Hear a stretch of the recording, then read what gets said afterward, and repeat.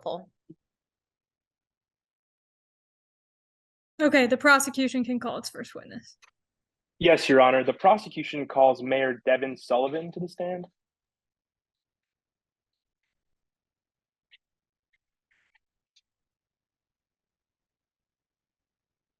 Good afternoon. Would you please introduce yourself to the court? Good afternoon. My name is Devon Sullivan. And what's your occupation? Well, I'm a public servant, but I'm specifically the mayor of Breckenridge County. Have you had any other jobs? Oh my God, yes. After graduating college, I began as an aide for Governor Neil McGovern. It taught me that helping the people of Midlands was exhilarating, and that what I wanted to do in my life was advocate for them. But eventually I decided that being an aide wasn't enough, and so I wanted to step up and play a more direct role. I served 2 terms on the city council, and then I ran to be the mayor of Breckenridge County in 2007. I mean, God, I'm now in my 3rd term after more than 10 years serving the people of Midlands. And how are you connected to the matter before the court today? Well, politics isn't always sunshine and roses. Having the power to help people is great, but it means that people pressure you to make decisions. Last year, I was pressured by Kendall Whitley against my will into using my power of eminent domain. And when did you first encounter Kendall Whitley? Well, my first contact with her was March 1st, 2022. She had sent me a letter. And what was that letter about? Well, Miss Whitley wrote that she was interested in discussing how her company, Sahara Inc., could bring jobs to Breckenridge County. She wanted to meet about it. Honestly, it sounded a bit interesting, and I always try to hear out every constituent, so I had a meeting scheduled for the next day. And how did that meeting go? Well, it went okay, I guess. What do you mean by that? Well, Whitley's plan to bring jobs to the county centered on the construction of a Sahara fulfillment center where they would ship packages around the county. And at first I was ecstatic about the jobs and popularity of Sahara, but Whitley's idea for a location, it was a bit problematic. Why was that location problematic? Well, Miss Whitley maintained that the only suitable place for the fulfillment center would be the plot of land where Rockter World is. What's Rockter World? Well, it was a theme park that had been in Midlands for close to 100 years. It's well known, kind of infamous, but definitely a local landmark that the people of Breckenridge care a lot about. And how could Whitley build a fulfillment center on that plot if it was already occupied? She wanted me to use eminent domain. And could you explain to us what eminent domain is? Oh, of course. As mayor, I basically have the power to force the sale of property in the interest of the public. And what was your initial reaction to this proposal of Miss Whitley? I mean, I was mortified. I knew the people of Breckenridge might be upset, and I didn't want this single incident to upset or to harm my ability to help the people of Midlands. I mean, I offered any other space I could think of, but Whitley just wouldn't quit. Now, if Rockter World was so infamous, why do you think things would go poorly? Well, there's a lot of actors in local politics, and one specific group in Breckenridge County is called AMTA, or the Association for Midlands Treasures and Antiques. And they strongly oppose any kind of change or development that they believe would harm a Midland treasure like Rockter World. I mean, they get upset over some pretty small issues, and they hold some pretty serious sway. And how did Whitley react when you didn't immediately agree to use eminent domain on Rockter World? Well, I mean, we were having a meeting about jobs and a fulfillment center, and out of nowhere, she snapped at me. She told me that AMTA was child's play in comparison to the enemy that Sahara could be, and then she just stood up and walked out. And was that meeting in March the only time Whitley spoke to you about using your power of eminent domain? Unfortunately, no, it was not the only time. When else did you talk about eminent domain with Miss Whitley? Well, after that first meeting, Whitley would not stop sending me letters that I felt were pushing me to make a decision that Sahara would like. But I knew where I stood on the issue, so I made a call to Whitley's office and I let them know that I plan to announce that I would not be using eminent domain. But I got a call right back and was asked to have one more meeting with Whitley, and I agreed. And when were those calls that you just mentioned? Those calls were on August 23rd, 2022. And what happened next? Well, when I got to my office the next day, I noticed a black folder on my desk. I figured some staffer had just left it, but I opened it and it had a series of papers accusing my cousin and I of a crime. The words, "We know what you did," were written in all red letters on a note on the top of what looked like a newspaper, which was titled "Blood is Thicker Than Justice." What was your reaction? Hearsay. Response, counselor. Yes, Your Honor. I would just direct the court's attention to the case law that we talked about previously, State v. Dembski. It is our contention that these statements elicited do not have any truth value, as they are verbal acts, and so they are not hearsay. Response from defense counsel. Just that the news article itself does not fall into the exception 803.18 because it's not being used by an expert. Prosecution, were you arguing under 803.18? No. Do you have any more response from the defense? If not, that's okay. No response. Okay, well, we'll overrule the objection, but feel free to re-raise if you think anything that they're saying goes outside of that. Yes, Your Honor. So getting back to it, what was your reaction to seeing this folder and this newspaper article on your desk? I mean, I was in shock. I was getting blackmailed. I mean, I had no idea what to do. It frankly hadn't happened to me before. Never thought it would. And so at that point, after you see the folder, did you still plan on having that meeting with Whitley that you had set up the day before? Yes, I did still plan on having the meeting. I was planning on trying to figure out if Kendall Whitley was the one blackmailing me. I mean, I couldn't think of anyone else who would be doing this to me. And so what happened during that meeting? Well, let me tell you, it didn't take me much effort to learn who had sent me the folder. I mean, right when I got Kendall in my office and closed the door, she smirked and said, "Did you get my folders? I left a special one for you the other night." I mean, I was furious. I couldn't believe it. So I asked if she was accusing me of a crime just for this one deal, and she retorted that this is my career on the line too. Not everything is about you, Devon. Mayor Sullivan, did anything else happen during this meeting? Well, at that point I tried to interject, but she cut me off and said, "So let's make this clear. Tomorrow you're going to announce that you're exercising eminent domain over Rockter World and that Sahara is coming in." She told me that if I didn't do it, she would release the blackmail and ruin my political career. Mayor Sullivan, what did you do after that meeting? I'm ashamed to say it, but I did what Miss Whitley wanted. The next day, I announced that I was using eminent domain and selling Rockter World to Sahara Inc. Now, help me understand something. Earlier, you talked about how excited you were about the jobs that Sahara could bring to Breckenridge. Why not use eminent domain if you really value jobs? I mean, it's true. Of course, jobs were a concern in Breckenridge and a priority for me as the mayor. So in the beginning, I actually was leaning towards using eminent domain. What changed? Well, about a month after my first meeting with Whitley on April 9th, there was a large rally outside City Hall protesting both sides of the eminent domain issue. And during that rally, someone even threw a rock through my window. I mean, I never thought that it was going to be such a passionate issue for voters. And so after that, I knew I really couldn't make a hasty issue in either direction. So how did you make your decision, Mayor Sullivan?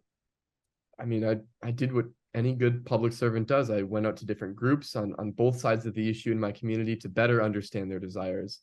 While watching the polls and continuing to talk to members of the community, I felt that, of course, while jobs are important to Midlands, it just wasn't worth losing a Midlands staple like Rockter World. Now, Mayor Sullivan, if Whitley hadn't threatened you, would you have used eminent domain on Rockter World? No, I would not have. Thank you, Your Honor. No further questions. Okay, cross-examination. Your Honor, prior to cross-examination, I just want to note that the witness that will be playing Kendall Whitley uses he, him pronouns. So if we could just change that going forward, he's not present right now, which is why I wasn't in the Okay. chat. Thank you. No, Okay, you're all good. Just for fine. the sake of like reducing confusion when he pops on Yeah. the screen. Your Honor, I'll be leading the cross-examination of this witness. Let's get started. You credit your 2007 election victory to your grassroots campaign, correct? Yeah, I mean, absolutely. I really tried to meet the people of Midlands where they were. And you offered access to stable employment, right? Yes, that was one of the main talking points of my campaign. And economic growth. Wow, you must be a fan. Yes, also economic growth. Yet AMTA blocked the past sale that would have brought 750 jobs, right? Yeah, I mean, just like I said, they made a bit of buzz about preserving historic landmarks, and that was an instance in which they blocked a sale. And afterwards, you thought it was a loss for the people. Yeah, I was looking forward to the jobs that might bring in. Further, you considered AMTA the bane of your mayoral existence. I mean, they definitely tried to fight me on a lot of issues, yes. I would like to discuss the March 2nd meeting you had with Whitley. You were ecstatic about the deal to bring Sahara to Breckinridge County, right? Yeah, I mean, like I said initially, jobs sounded good on paper. But it needed to be on Rockter World property, right? Yes, exactly. And that was where me and Mr. Whitley could not come to an agreement. So is it true that in 2012, an old officer got hit by a ride at the amusement park, got robbed, and Rockter World never had the popularity it used to? Yes, exactly. There was an incident, like you said there, some 10 years ago now, that kind of, it was a bit of a bump in the road, we can say. Moreover, once COVID hit, Rockter World shut down, and the owner never reopened it. Yes, that is correct. And it seemed to you that nobody wanted to go to the park. No, I mean, it was in people's minds, but people also weren't getting out there. As March continued, unemployment was at 6%, and you wanted that to be closer to 4%. Is that true? Yes, that's correct. I mean, for any politician, lowering unemployment is always an objective. Exactly. And since many stores had closed, people were shopping online, and you were using Sahara.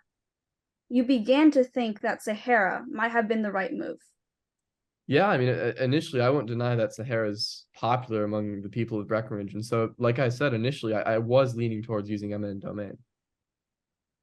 You sat in on both AMTA and MGS meetings in July and were leaning towards not using eminent domain. Objection, Your Honor. That's a compound question. If you could just rephrase the question, thanks. You sat in on both AMTA and MGA's meetings, correct? Yes, that is correct. I was in meetings with both groups, and like you said, I was leaning towards not using eminent domain. I just felt like Rockter World was too much to lose. Thank you. But on August 31st, you announced that you would use eminent domain for Sahara, right? That is correct. To bring the much needed jobs to Midlands. Yes, I'm sure that's what I said in my announcement, but as I said, there were other things afoot. And the news didn't take well? No, I mean, people were understandably a bit upset about the loss of such a Midland staple, and so the people did not react well. They attacked you in the media. Yes, I saw a number of negative news stories because of a decision which, like I said, I wasn't going to do. Exactly, and local news said that your career was over. Objection, Your Honor. Hearsay. Response, counselor. No response, Your Honor. I'll move on. Okay, sustained. You're a mayor, correct? Yes. And you make decisions all the time. I try my best to, yeah. Then you have to talk about those decisions, Yes, it's important to communicate with the public. But you didn't know how to talk yourself out of this one. I wasn't sure exactly how to address the fact that I had made a decision based on, extortion. Yes. And you waited until November 4th to tell anyone you were allegedly blackmailed, right? Yes. I mean, I didn't know how to tell the public that I'd made a decision against their interest and well under such nefarious circumstances. 2 whole months after your decision was announced is when you made it. Yes, those are when I made the claims. And you also opened a bottle of bourbon then. Yeah, I'll be the first to admit I wasn't in the best place that night, so I opened a bottle of bourbon. So you would agree that you weren't sober. When I had the conversation, I believe you're referring to with Rian Sawayama. No, I was not sober at that time. I wish I could say I was, but I was not. On November 18th, you announced that you were blackmailed. That is correct. And I can say for that meeting, I was a bit sober, but yes, I did announce then. And despite not changing your decision, your poll numbers rose. Yes, I think people, understood that I was pressured, but they understood I was the same mayor who had been fighting for them. No further questions, Your Honor. Great, any redirect? No redirect, Your Honor. Okay, this witness can step down and the prosecution can call its next witness.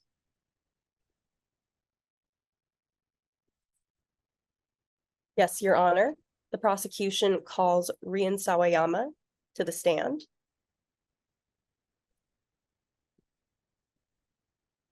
May I proceed? Yep, go ahead. Good afternoon. Please state your name for the court. Good afternoon, ma'am.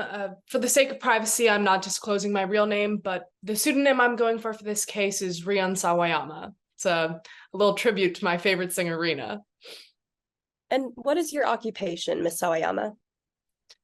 Well, I always wanted to be a performer, kind of like Reno, but I don't really quite have the charismatic stage presence or, really singing skills for that matter. So in college, I just decided to study my other, maybe a little more realistic passion, which was criminal justice. I ended up getting recruited to the Midlands Police right out of school, and I'm now an undercover agent in specie investigations with the Midlands Police Department. So I guess I still get to be a little theatrical in my current job. And could you tell us how you're connected to the matter before the court today? Right. So I've been undercover as Mayor Sullivan's secretary since 2021, actually for a separate investigation into the county commissioners. But then in August of 2022, kind of by chance, I discovered what looked like evidence of extortion against the mayor. So I reported all of it to the unit. What happened after you filed that report? Well, after I filed my report, my unit opened up a new investigation with the mayor, and I started getting instructions to look for more evidence of extortion. And what was the result of your investigation? Well, after uncovering more evidence, I arrested Kendall Whitley, a regional operations manager for Sahara, for extortion on November 23rd, 2022. Now, let's walk back to the start of that investigation. Could you tell us what evidence prompted your initial report? Yes, ma'am. On August 25th, I found this kind of strange black folder in the mayor's office. It was tucked away under a plant. So I opened it and I saw some threatening notes, a mock news article accusing the mayor of bribery, and some pictures of his bank statement. It was the same article I found in Sullivan's office with the title, "Blood is Thicker Than Justice." And what was the next step of your investigation? Well, after my report, my unit instructed me to find a way into Whitley's office. So I think it was on August 26th, I went to her office. Your Honor, as to hearsay? Response, counselor. Your Honor, could opposing counsel clarify which statement they're referring to as hearsay? Yes, as the statement to go to Whitley's office elicited by the police department. Yes, Your Honor, that statement isn't being offered for the truth of the matter asserted. It's simply being offered for the effect on the listener to provide context for exactly why Rian Sawayama then went to the defendant's office in the investigation. Your Honor, Really if I quick, may can respond. you, really quick, can you repeat the exact sentence, Uma? Could you ask the question again? Yes, I asked you what the next step of your investigation was. Sure. After my report, my unit instructed me to find a way into Whitley's office. Okay, go ahead, defense counsel. Yes, Your Honor. While it's true that they could be using it for the effect on the listener, the truth value of the statement is the instruction itself, and therefore it cannot be used for the effect on the listener independent of consideration of the statement, and therefore it is still hearsay. If I may, Your Honor, there is no truth value that we are alleging here. The statement itself is, as opposing counsel said, an instruction and a command. It is not making any statement or making any claim. It is simply telling the witness to do something, which she then acted on. And we are only using it to demonstrate that. Does defense counsel have another response? No, Your Honor. Okay, we'll overrule the objection, but if they go beyond anything that it's a command, feel free to re-raise. Yes, Your Honor. Yes, Your Honor. Now, Ms. Sawayama, when you were in Whitley's office, what did you discover? Right. So as I was saying, I went into his office on August 26th to pick up some documents for Sullivan. And while I was there, I had a chance to look around Whitley's desk. Your Honor, at this time, I'm showing the court what has previously been marked as Exhibit 8. Please give me a moment to get that. Oh, screen sharing is disabled. Should we just assume that it's visible? Yeah, for now, and I will work on enabling it in the meantime. My bad. All right. So I'm showing the witness Exhibit 8. Do you recognize this?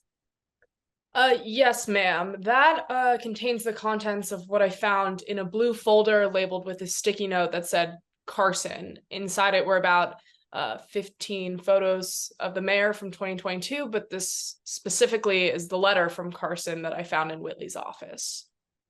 And would you say it's a fair and accurate copy? Yes, ma'am, it is. Your Honor, at this time, I ask that Exhibit 8 be entered into evidence. Any objections from the defense? No, Your Honor. Exhibit 8 is admitted. And was this all that you found in the folder, Ms. Sawayama? No, ma'am. There were also printouts of the mayor's bank account and a piece of paper with some phrases scribbled on it. Your Honor, I am now constructively showing the witness what has previously been marked as Exhibit 15. Do you recognize this? Yes, ma'am. This is that piece of paper that I just mentioned. And is it a fair and accurate copy? Yes, ma'am. Your Honor, at this time, I ask that Exhibit 15 be entered into evidence. Any objection from the defense? No, Your Honor, but we just ask that if this witness were to testify to the note itself, that they lay the foundation on the record as to how they know that that note can be attributed to Mr. Whitley. Okay, that's noted. Exhibit 15 is admitted. Here, and I'm now showing it to the court. And Ms. Sawayama, could you tell us what the circled phrase says here? It says, blood is thicker than justice, which is the same title I saw on the mock article in Sullivan's office. Thank you. Now, could you tell us when the next time you saw Kendall Whitley was? I saw him come in for one last meeting with the mayor. I think it was around 4 p.m. on August 30th. And did you speak to the mayor before that meeting? Yes, ma'am. I spoke to the mayor briefly, but then his eyes sort of filled with tears and he ended up retreating to his office. I mean, I could hear sobbing through the door. Did you attend that meeting between the mayor and Whitley? No. Normally, I'm at every meeting to take notes, but for some reason, Sullivan insisted us staffers go home at 3:45 that day. Most did, but Joey Lakes, sorry, that's another staffer, and I stuck around to listen in. And what did you hear as you listened into that meeting? Well, it was hard to hear through the door, but I heard Sullivan yell, "All this for one deal," and Whitley said something like, thinking of a political career. Objection, Your Honor, as to hearsay, as to the quote elicited from Mr. Sullivan. Response from prosecution.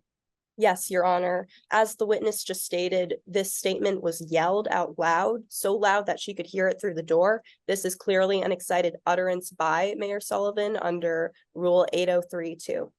Your Honor, if I may respond on those grounds. Yep.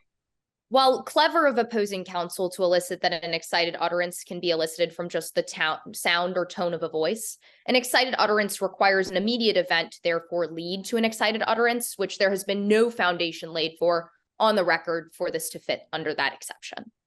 I agree with defense counsel. There's been no foundation of an excited utterance, so I'll sustain the objection. If you'd like to lay that foundation, you're welcome to.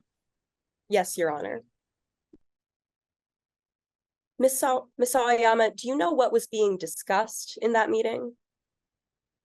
I can't tell you exactly what was being discussed. All I know was that the mayor and Whitley were meeting. And what did you hear Whitley say?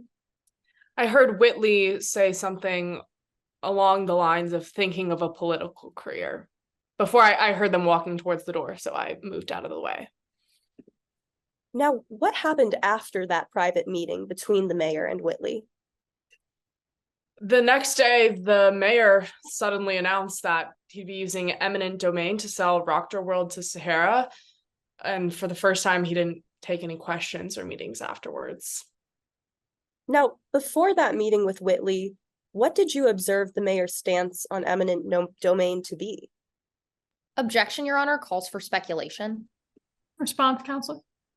Yes, Your Honor, this is simply asking for the witness to testify within their rationally based perception under Rule 602. I simply asked the witness, what did you observe the mayor's stance on this issue to be? And the witness will testify based on what she noticed in her capacity as the mayor's secretary. Your Honor, if I may respond on those grounds. Yep. While it is true that the question is phrased observed, you can't observe a stance independent of consideration of statements. And if I may amend my objection, all those statements or stances would have to be elicited through hearsay, which would make this an objection additionally to facts learned through hearsay. Yes, Okay. Your Honor, may I respond on those grounds? Yeah, you can respond. Your Honor, on the grounds of hearsay, any statements made by the mayor regarding their plans for Rockter World would qualify under exception 803-3 to hearsay regarding a person's state of mind, including their intent, their plans. This would specifically be addressing the mayor's intent and plans for the Rockter World property. Your Honor, if I may respond on those grounds. Yep. Pursuant to 803-3, this has to be a then existing mental state or condition. And this calls for the stance prior to the announcement of the decision pursuing to Rockter World, and therefore would not meet the standards required to fit under 803-3. Your Honor, the witness, if I may proffer, will be testifying to statements made prior to the meeting in which the prosecution is alleging the mayor experienced extortion and then switched their views on Rockter World. The witness will be testifying to what the mayor said about their state of mind in those moments before the threats were made when they were still of this position on eminent domain. Your Honor, Okay, if I may respond. I'm gonna overrule the objection on the question just because I can imagine a scenario where the answer is not hearsay necessarily. So let's wait to re-raise the objection until those statements are elicited, because it's just hard for me to make a ruling on it without hearing them. Yes, So Your Honor. feel free to re-raise. Yes, Your Honor. Ms. Sawayama, I'll repeat the question. Before the meeting with Whitley, what did you observe the mayor's stance to be on eminent domain? From what I had seen in the meetings and I thought he was still against it right before the meeting. Objection, Your Honor, as to speculation. I'll sustain that objection. All right, Ms. Sawayama, could you describe the mayor's actions and speech regarding the issue of eminent domain leading up to August 30th? Describe his speech. Yes, what did you observe regarding the mayor on eminent domain? I generally observed a negative stance from the mayor. Objection, Your Honor, as to lack of foundation. I'll sustain that objection. Ms. Sawayama, could you allude to any specific statements made by the mayor? Yeah, right before the meeting, he said he didn't think it was a good idea to use eminent domain and that he didn't want to take Rockter World away. Objection, Your Honor. I will re-raise my objection on the grounds of hearsay. And if I may respond to opposing counsel's prior statements on the use of 8033. Okay, opposing counsel, let's make your argument first if you're using 8033 and then respond to that. Yes, Your Honor. Yeah, you go ahead, prosecution. Pursuant to Rule 8033, in this case, the mayor is stating their specific plans and intentions for Rockter World through the statement. They are alluding to the fact that they do not intend in that moment to use eminent domain to take Rockter World away. Your Okay, Honor, if I may respond. Yep. Pursuant to Rule 8033, a statement of the declarant has to be a then existing state of mind, such as intent, motive, plan. This statement, while the second half of the statement does touch on the motive or plan, and we're totally susceptible to having that on the record, the emotional sentiment prior to the statement regarding the plan is still inadmissible hearsay, as it is a statement being an out-of-court statement being used for the truth of the matter asserted that the mayor would not have pursued this action. Response on those grounds, counselor.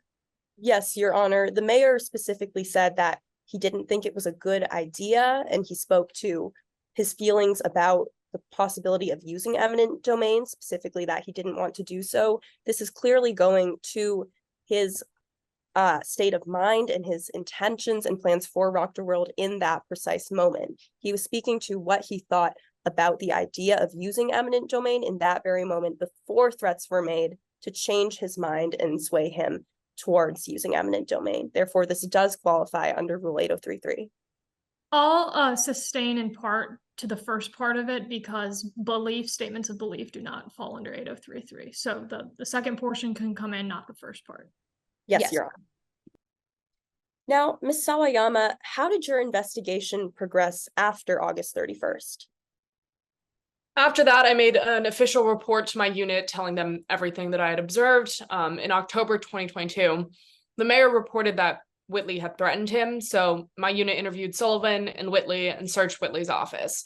The Carson folder was still there, but some of what I saw was missing, including that handwritten note that I mentioned.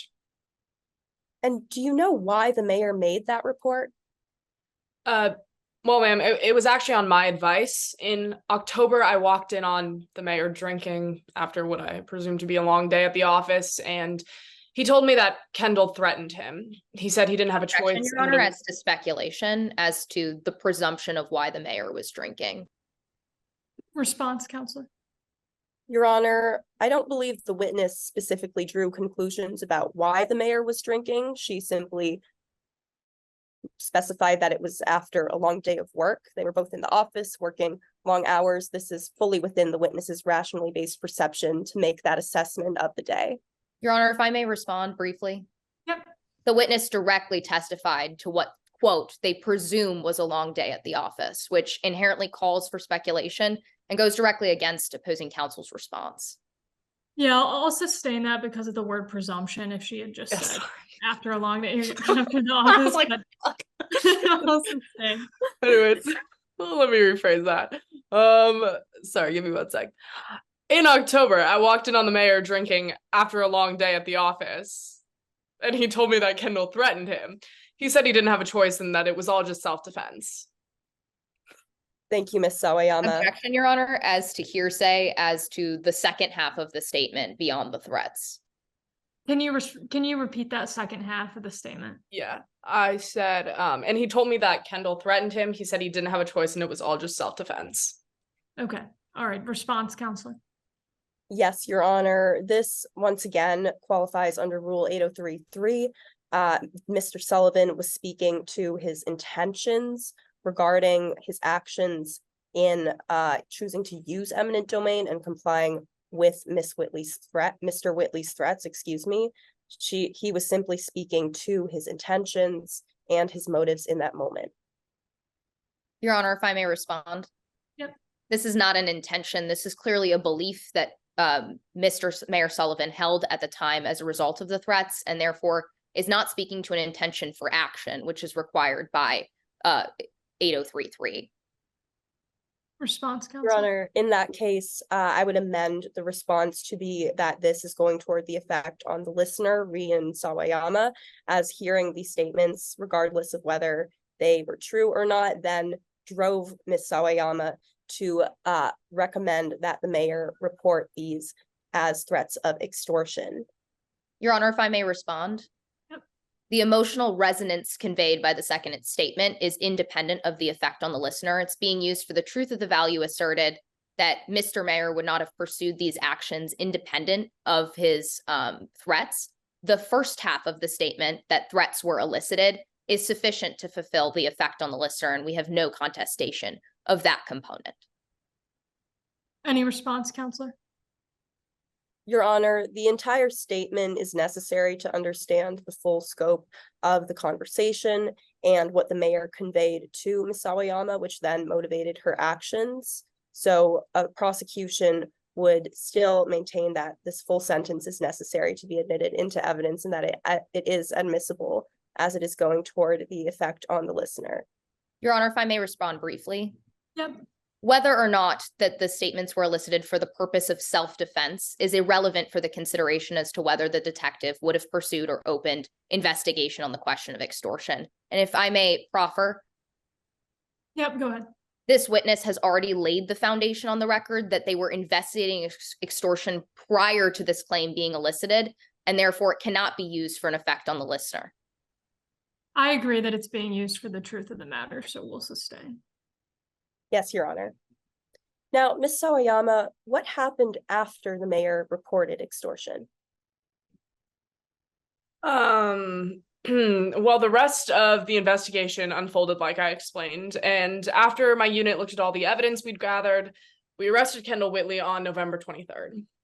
Thank you. No further questions. Great, cross-examination? Yes, Your Honor. Good afternoon, Detective Sawayama. I want to go back to 2021, where your involvement with Devon Sullivan started. Yes, ma'am. You received an anonymous tip about a bribe, correct? That's correct. Someone in the Breckinridge County Board of Commissions?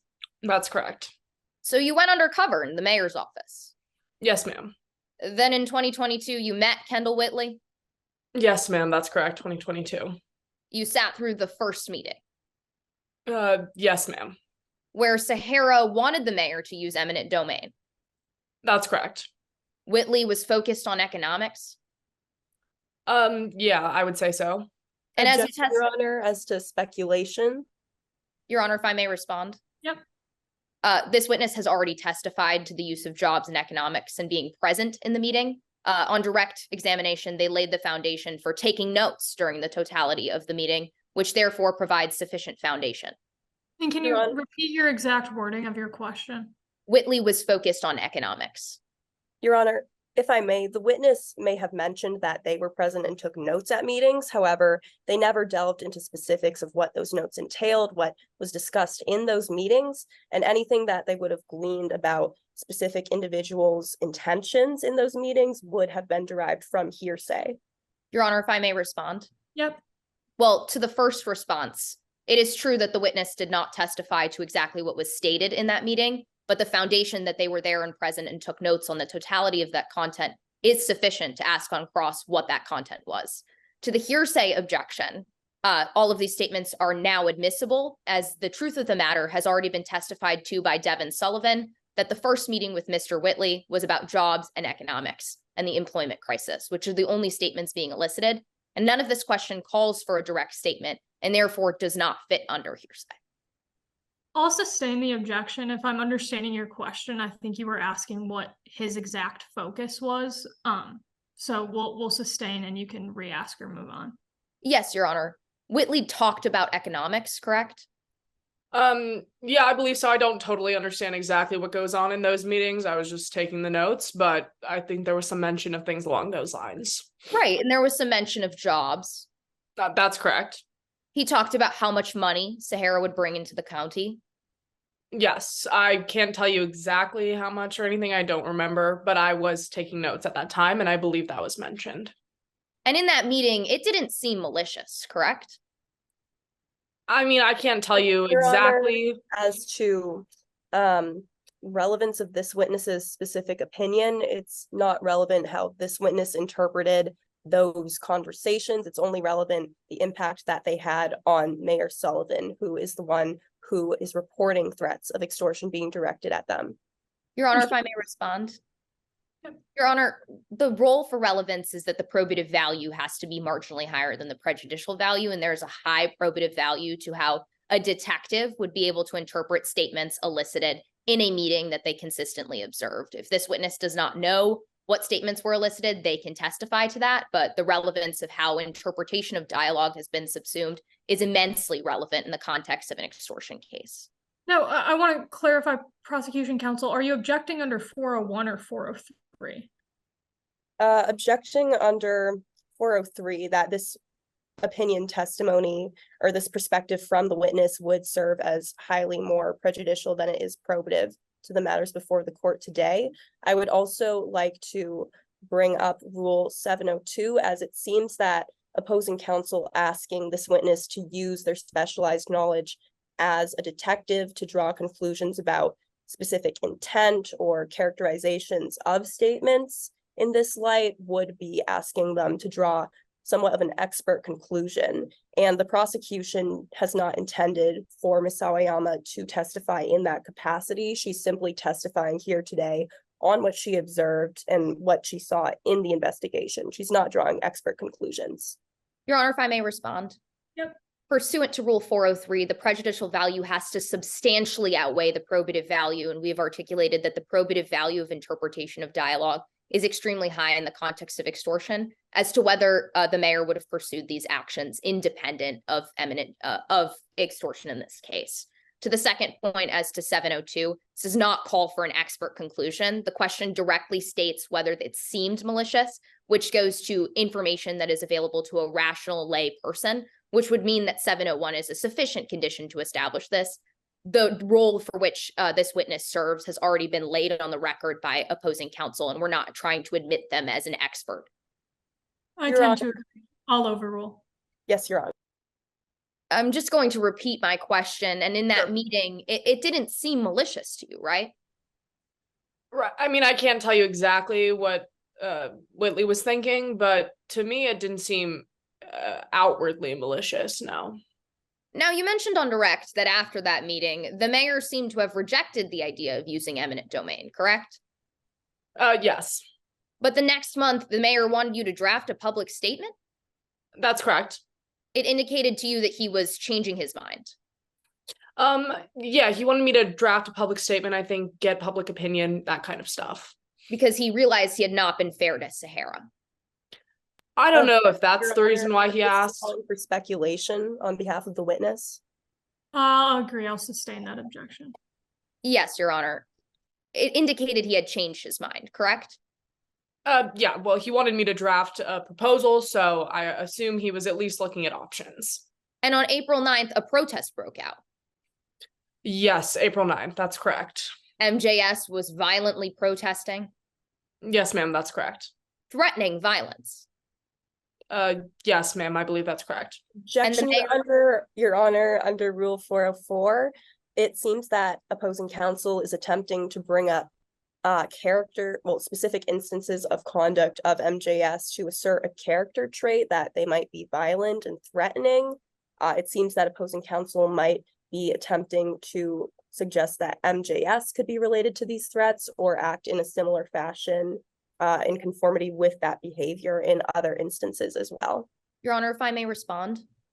First, there's no character trait being elicited by the declaration of threats. That's not a trait that can speak to MJS's capacity. But to the second point, this is not being used to prove a character trait of MJS or that MJS was at all relevant to the extortion claims. It's simply trying to reveal what constituents would have thought about the actions of the mayor and the effect that that would have on the mayor's decision-making, which opposing counsel already opened the door for when testifying to constituents' decision-making in response and reaction to the decision called for by Mayor Sullivan.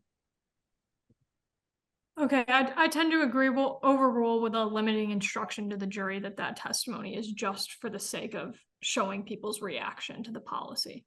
Yes, Your Honor. MJS was threatening violence, Yes, ma'am, that's correct. and the mayor appeared nervous. Yeah, he seemed nervous to me. But you thought it was about the politics of the situation. Right. I don't understand all the nuances of politics. I'm a detective, but that's what it seemed like to me. Right, the litany of opinion pieces getting written. Yes, Throughout the summer, Sullivan received more letters from Whitley, right? that's correct. Yes. Those letters were strictly about the campaign. Yeah, I would say that they were confined to that scope. The unemployment numbers. Right. I didn't look too closely, but I believe it mentioned unemployment numbers. But in not looking so closely, you never saw a threat, right? Explicit threats? No, I did not see explicit threats. Then Sullivan mentioned the polls to you, right? Yes, Sullivan did bring up polls to me. He said that jobs were the biggest issue. Yes, ma'am, he had said that at one point. Objection, Your Honor, hearsay. Your Honor, if I may respond. Yep. We've already read the order that was already declared prior to today's testimony into pretrial hearing that all polls and the receipt of those polls cannot be objected to on the basis of hearsay. Yes, Your Honor. I'm specifically objecting to the statement mentioned that was made by Mayor Sullivan that polls were the biggest issue, I believe it was.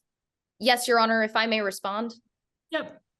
This witness has already testified that they were testifying to the polls that Mr. Sullivan was referencing, which fits under the exception that polls cannot be objected to in today's trial.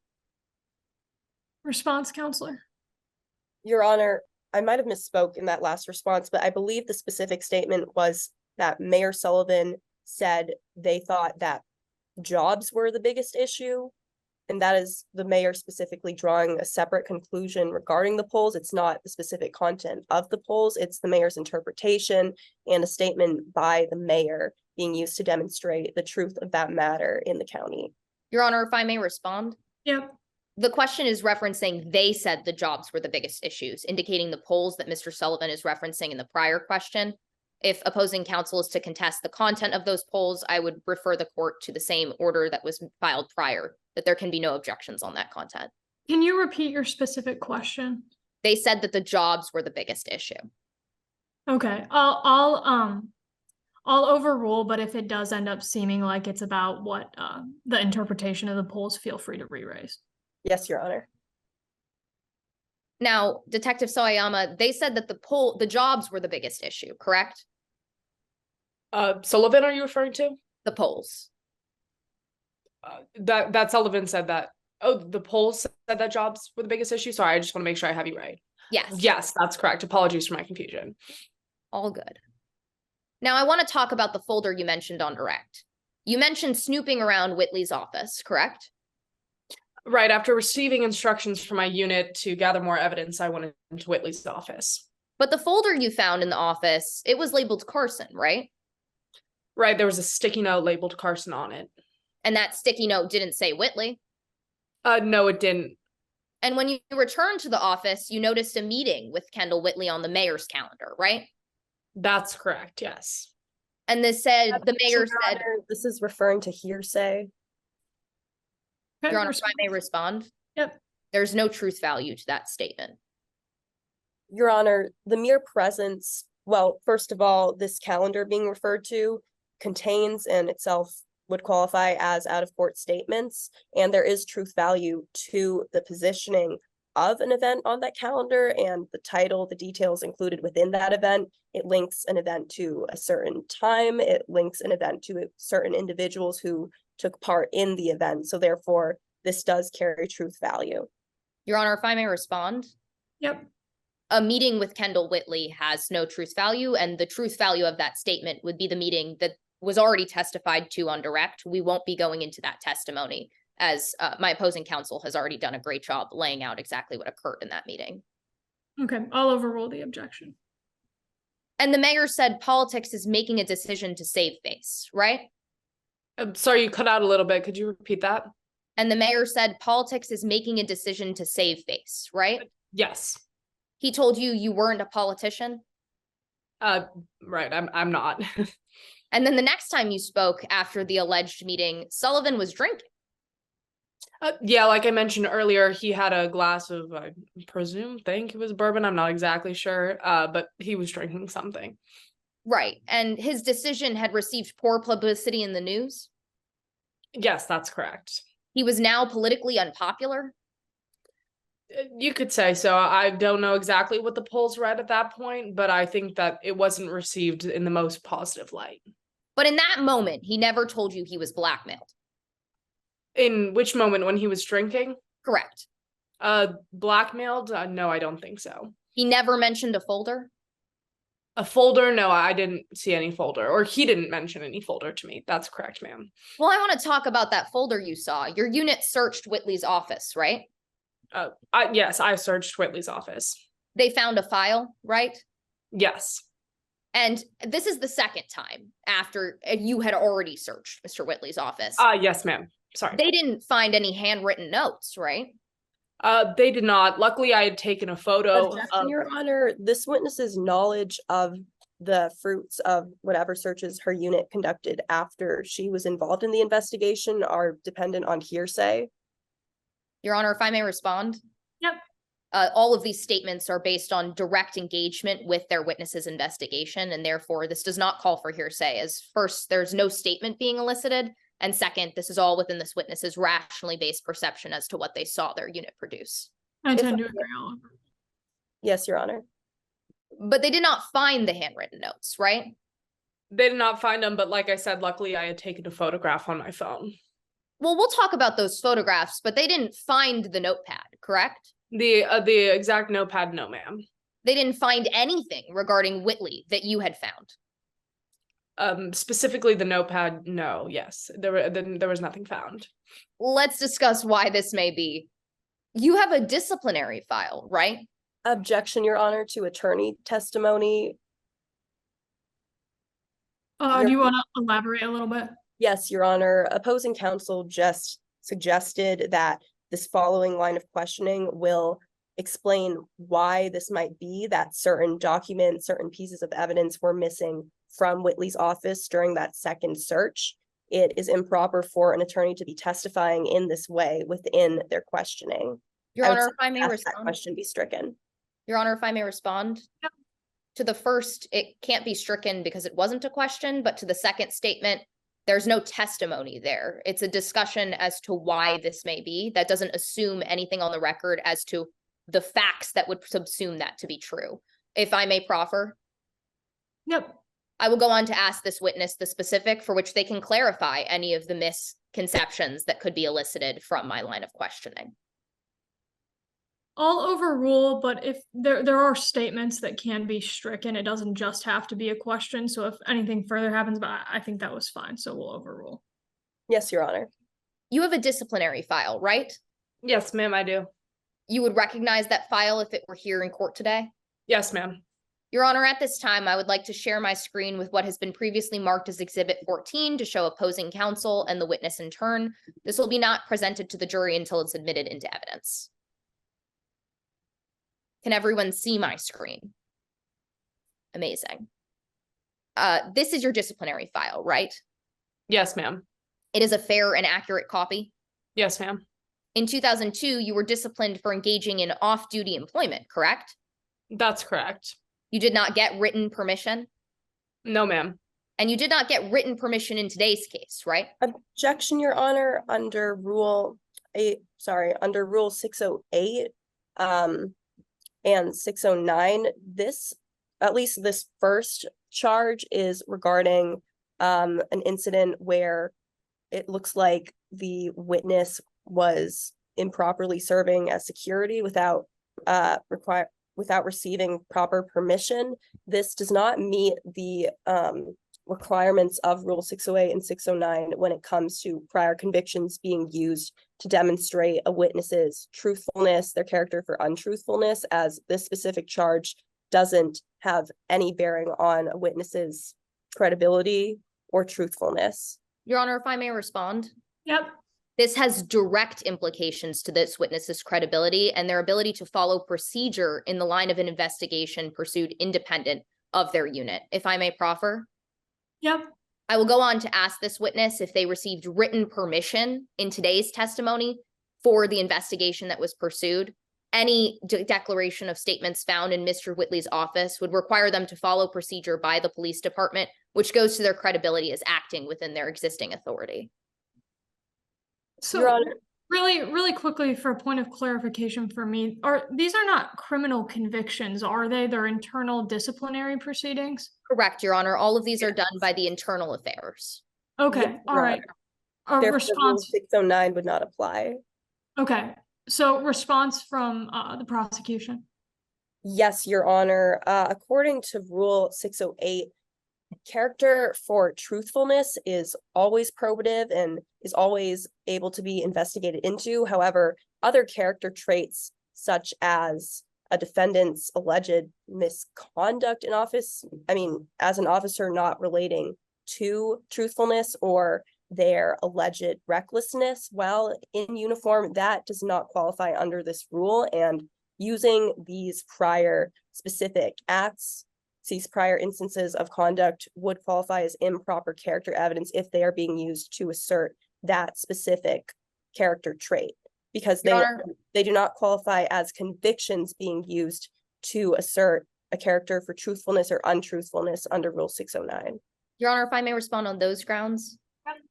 Well, the point of dishonesty does go to the second charge on this claim, which we'll get into in our further questioning. The claim regarding written permission is conduct or habit or procedure, which are all exceptions to Rule 608 as to what it could be used for. I just asked that opposing counsel clarify what character trait beyond dishonesty is being elicited by this line of questioning, because it's under my contention that dishonesty is the only character trait being elicited and therefore does go to truthfulness and the witness's credibility. Yes, Your Honor, this is much more complicated than dishonesty. This piece of evidence is specifically going to assert a propensity for violating protocol, for being reckless while in uniform, or simply choosing to violate the rules. This is far different from simple dishonesty or lying under oath, as opposing counsel seems to be suggesting the witness might do today. Your Honor, if I may respond on those grounds. Yeah.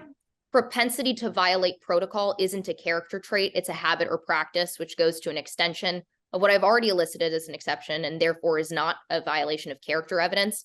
This only goes to dishonesty as to whether they are not seeked written permission in this context, which is the only use we'll be having. We'd be amenable to a limiting instruction that the jury only use it for that purpose, but it's clearly admissible as the inability to follow protocol is not a character trait. Okay. I don't think this has been established that this is any sort of habit or routine because it's two instances. So I'm not going to allow it under 406, I believe it is. But if you're offering it for truthfulness, then it can come in. Thank you, Your Honor. So this is your disciplinary file, correct? Yes, ma'am. In 2002, you were disciplined for engaging in off-duty employment. Yes, ma'am. You did not get written permission. No, ma'am. And you did not get written permission in today's case, right? I followed my unit's instructions. Your Honor, I would just at least like to clarify that this written permission is not referring to a warrant, because a warrant would implicate Fourth Amendment concerns, and it was agreed upon by both parties in prior stipulations that no constitutional objections or inquiries will be made in this trial. Yes, Your Honor. Okay, that's good. You only got instructions from your unit, correct? Right, I just followed my unit's instructions. Then in 2013, you had an incident with search warrants, correct? Could you elaborate what you're specifically referring to? The second statement here on this disciplinary file, your incident with search warrants. Oh, yes. Sorry, my apologies. You were guilty of providing exaggerated witness statements. Right, under my then boss told me that was routine and standard, but of course I learned my lesson from that experience and I would never do that again. A bit too theatrical, right? Sorry, come again? A bit too theatrical, right? Right, like I said, it was just under my boss's instructions. Detective, that's two instances of misconduct, right? Right, but if you're implying that I did anything in this case, I of course was truthful and accurate, and I gave all my evidence and data that I found. Well, I'm not asking about your sentiments about your truthfulness in today's case. That's two instances of misconduct, correct? Yes, ma'am. Those are two instances over 10 years ago. Like I said, I am being honest in today's case, of course. Thank you, Your Honor. No further questions. Okay, any redirect? No, Your Honor. Okay. No. Okay, sounds Okay, good. thank you. Bye. Bye, Emma. Okay, do we want to take like a 5-minute break and then we can go to the defense's case in chief? Yes. Okay, you're on. sounds good. So we'll come back at 6:53 or whatever time zone everyone's in.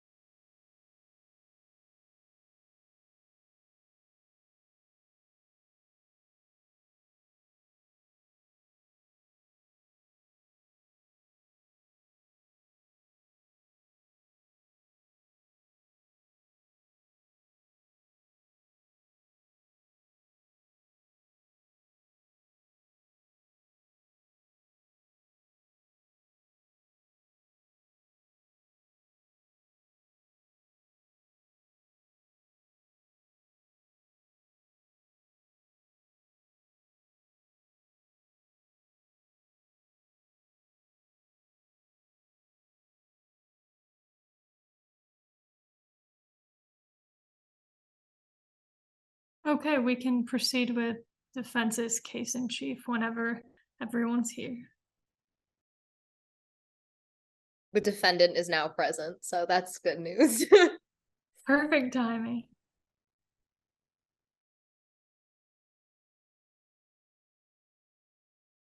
At this time, I'd like to call Miss Lakes to the stand. Miss Lakes, could you please introduce yourself to the court? Oops, I didn't see her. All right, I need to unmute myself. Hey, my name is Joey Lakes. Hello, Miss Lakes, and how did you come to work for Mr. Sullivan? Well, I came to Midlands for grad school, wanting to study applied statistics for industry. I swear, it's a lot more interesting than it sounds. And after I graduated, I really wanted to work in politics, but I was having a hard time finding a job. That seems to be a big problem in Midlands these days. I went from wanting to work the polls to pole dancing in the evening to make do. But eventually I got a position working in communications for Mayor Sullivan, which I really hoped would be my big break. And what does your role entail? Well, I look at hundreds of polls from around the county, not like that, and analyze them so that we can figure out the mayor's next moves. Yeah, I'm really good at R. Taking a look at last summer's polls, what was the biggest issue facing Midlands? Unemployment. And believe me, I faced it firsthand. I know how big of a problem that can be in Midlands. In fact, let me pull up the unemployment tables for you, because believe me, that is a table I am happy to dance on. Your Honor, I move that Exhibit 4 come into evidence. Any objection? Okay, so admitted. Let me share my screen.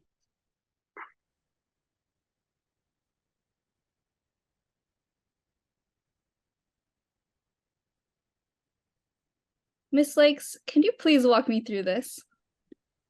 Absolutely. So unemployment had been pretty steady at the beginning of April. But then in July, it started to skyrocket. And by October, it was significantly higher at 7.5%, much above the 5.7% of the rest of the state. This was a really big problem that was facing the people of Midlands, but more importantly, the mayor himself, because this was something that every Midlander was worried about. So how was unemployment impacting the mayor's office? Well, the thing is, when people can't work, they're not happy. And that was something that the mayor's office was worried about, especially because we were planning on going up for re-election in the fall. And if people aren't happy, well, we know how they tend to vote. And what were the mayor's approval numbers looking like? Lower than I can drop, just kidding. But they weren't looking good for sure. They were around 55%, which doesn't seem that bad, but it was 5% less than it was in April by the time it came around in July. And what were voters looking for based on the polls? Money, money, money, which is to say jobs. You know, because unemployment was so high, people really were looking for work and hoping that there were going to be policies to address that. Organizations like the Midlands Job Society were advocating to make sure that jobs were something that were at the top of the political agenda. Your Honor, at this time, I would like to introduce Exhibit 5 into evidence. Any objection? No objection, Your Honor. Okay, so admitted.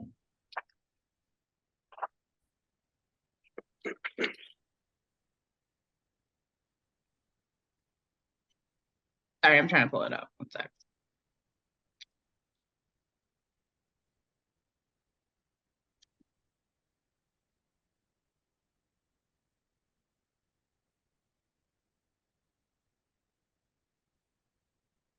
Okay, so what we're looking at here, and believe me, I'm so excited to be back on these types of polls, is that we see that over time, the mayor's approval numbers have been dropping significantly. And this is something that working on the mayor's campaign staff, we were really, really worried about. The mayor needed something to bring his numbers back up. He was hoping that, especially around the time of June and July, that they could do something, some sort of policy that would, make the people happy with the mayor once again. Objection, Your Honor, to the statement that the mayor was hoping to do something for the people that would. change their opinion of him. I can Response, amend. response from defense counsel. If our witness could rephrase, please. Oh, it's within the witness's rationally based perception, because they were part of the mayor campaign. Okay, response. Yeah, I think that the witness could like clarify that. Yeah, just clarify that. So are you withdrawing your objection or keeping it? Yeah, I'm withdrawing it. Yeah. Okay, all right. Would you please continue, Miss Lakes? Sorry, which is to say the mayor's office. Sorry, we do so much work for the mayor. It's hard to tell where the mayor ends and where we began, to be honest. But which is to say the mayor's office was hoping that we could have some sort of policy that would bring him back up in the polls. And with unemployment and jobs being the main issue that all of the citizens of Midlands were concerned about, we were hoping that if a policy that could address that was implemented, then that might be able to boost up the numbers again. And did anything else indicate to you that jobs were a critical voting issue? Well, you don't need to go into student debt and get a master's in statistics to tell that jobs were something that people wanted. For example, local newspapers had instituted polls that were showing that jobs were at 55%, while other issues. Objection, Your Honor, hearsay. Response. Yeah. Oh, go ahead, Gideon. Sorry. Just to the statements of the other newspapers. Okay. There were no objections to the polls because this is a public record. Was the objection to the polls? No, it was to the newspapers that were being referenced by the witness. Your Honor, Response to that. Your Honor, the newspapers themselves are public records, which would meet the exception. Response, Counselor. I would disagree with that. I think that they are out of court statements taken for the truth of the matter, asserted. And I mean, just because a statement exists in public doesn't necessarily mean it's not hearsay. So, Your Honor. Yep. This is still an exemption pursuant to Rule 803.8. So, I'm sorry. Which newspapers are you referring to? Is it it's not the polls, right? No, it's the flashlight. Right. Okay. Yeah. So I'm looking at 803.8 and I'm not seeing exactly which portion of this are you saying that this would come in under? Because this isn't an office activity and it's not a matter observed under legal duty. Is there something else that you are arguing under 803.8 or just that it comes in under the exception? Your Honor, these actually are office activities because they're reporting on the mayoral activities that are taking place. Okay, so it's the newspaper is put out by the mayor's office? It's put out by a local newspaper, but it is an office activity because, yeah, it's a report on the mayoral activities. See, my impression of 803.8 is that it has to be a statement of the public office itself. So I'm going to overrule. I could be misunderstanding that exception, but for now, I'll overrule. You'll overrule my objection? Or I'm sorry, I'll sustain. I'm sorry, I misspoke. Thank you. Yes, Your Honor, and I'll continue. What were some of the policies the mayor considered to increase his approval rating? Well, all the signs were showing that if we didn't do our job fixing jobs, well, let's just say the pole dancing market would be a little saturated. So there was really only one policy that we were mainly talking about, or at least that I heard about. And that was this sort of idea that was floating around the office of transforming Raptor World to the Sahara warehouse. And what would this policy accomplish? Well, as far as I had heard, it was supposed to Objection, hearsay. Response, counsel. Could opposing counsel clarify as to what? I mean, the witness just said as far as I had heard. So, There- I mean, that's a reference to out-of-court statements being taken for the truth of the matter. oh yes, Your Honor, may I respond? Yep. There's been no statement said yet.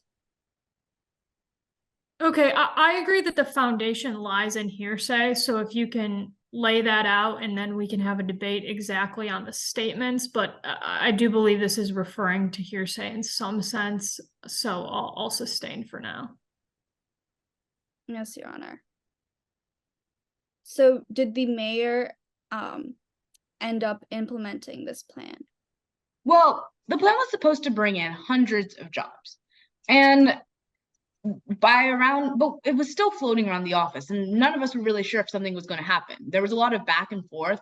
You know, MJS was really happy for it, and AMTA wasn't. So nobody was really sure where the mayor's office or where we were going to ultimately lie in our policy. But then all of a sudden, August 2022, the mayor came up and told us to draft a press release and to start working on, had an emergency meeting with the communications department to start implementing the position.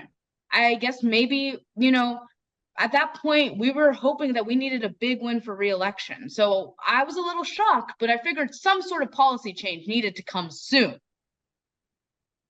And how did the public react? Not well. Let's just say there weren't any ones being thrown at the mayor. People were not happy. AMTA threw in a candidate when it came to re-election that started polling really high, and the mayor's approval ratings went down. I guess people wanted a ratchet old theme park over jobs. That wouldn't be me, just to put it out there. Was there a response from the mayor's campaign team? Well, we were all expecting that some sort of policy to bring in jobs was actually going to be good for our approval rating.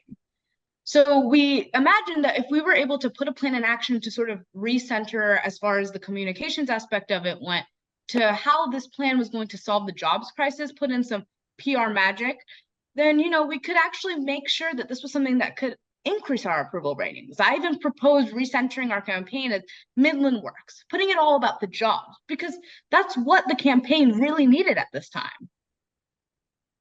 And did you know of any other parties involved in making the decision to demolish Raptor Worlds?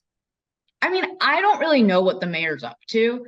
I just work in communications, and I'm a pollster, not a spy. But I can tell you what the numbers said. And they were saying that we needed something to solve the job crisis quick. And the Sahara plan was really the only idea floated on the table, and the only thing we have been talking about for months. So if the mayor was going to do anything to address the job crisis hanging from the ceiling, as far as I know, it would probably be this, since it was the only thing that was talked about for the job crisis. But then he ended up stuck in a lot of backlash. No further questions, Your Honor. Okay, cross-examination. Yes, Your Honor. Let me just get the timer, sorry.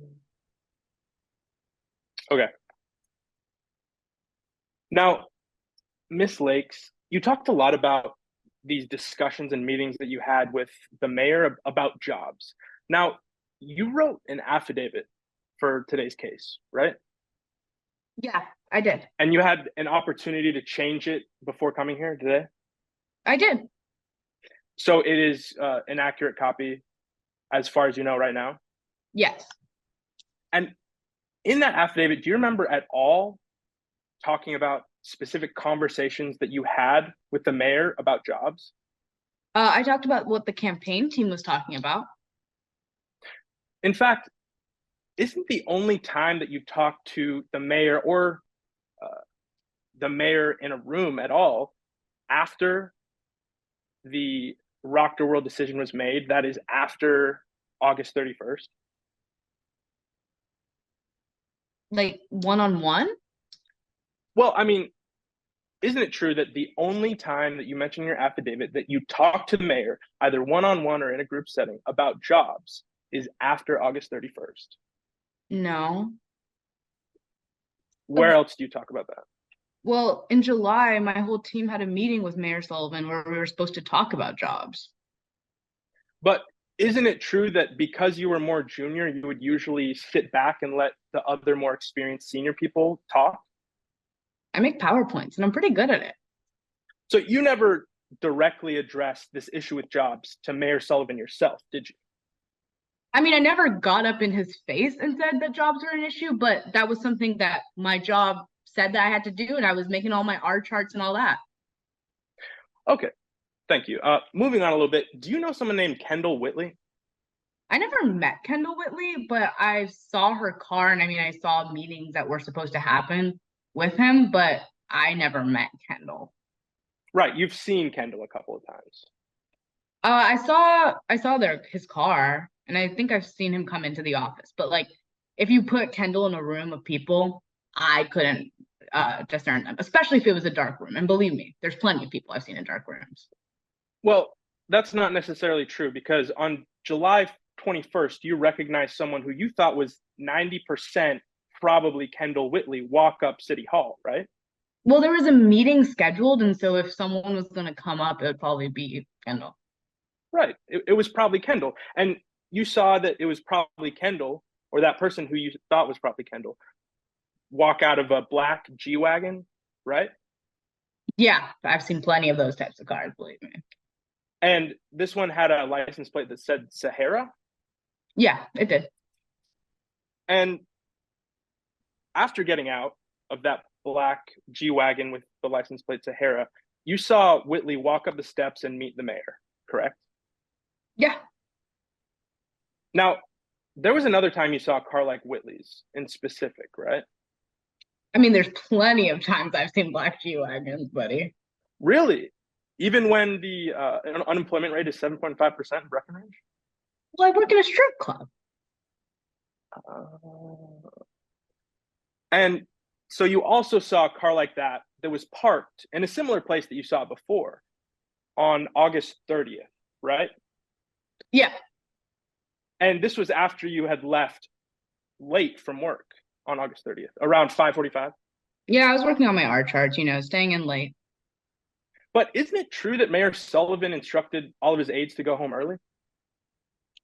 Yeah, but I still had some stuff I need to finish up. Like, I was hoping this job was going to be my big break, so I didn't have to go, I was hoping I'd be a sexy poster in the way of Steve Kornacki, not really working at the strip club, but so I was thinking put in a couple of extra hours, that would be my big break.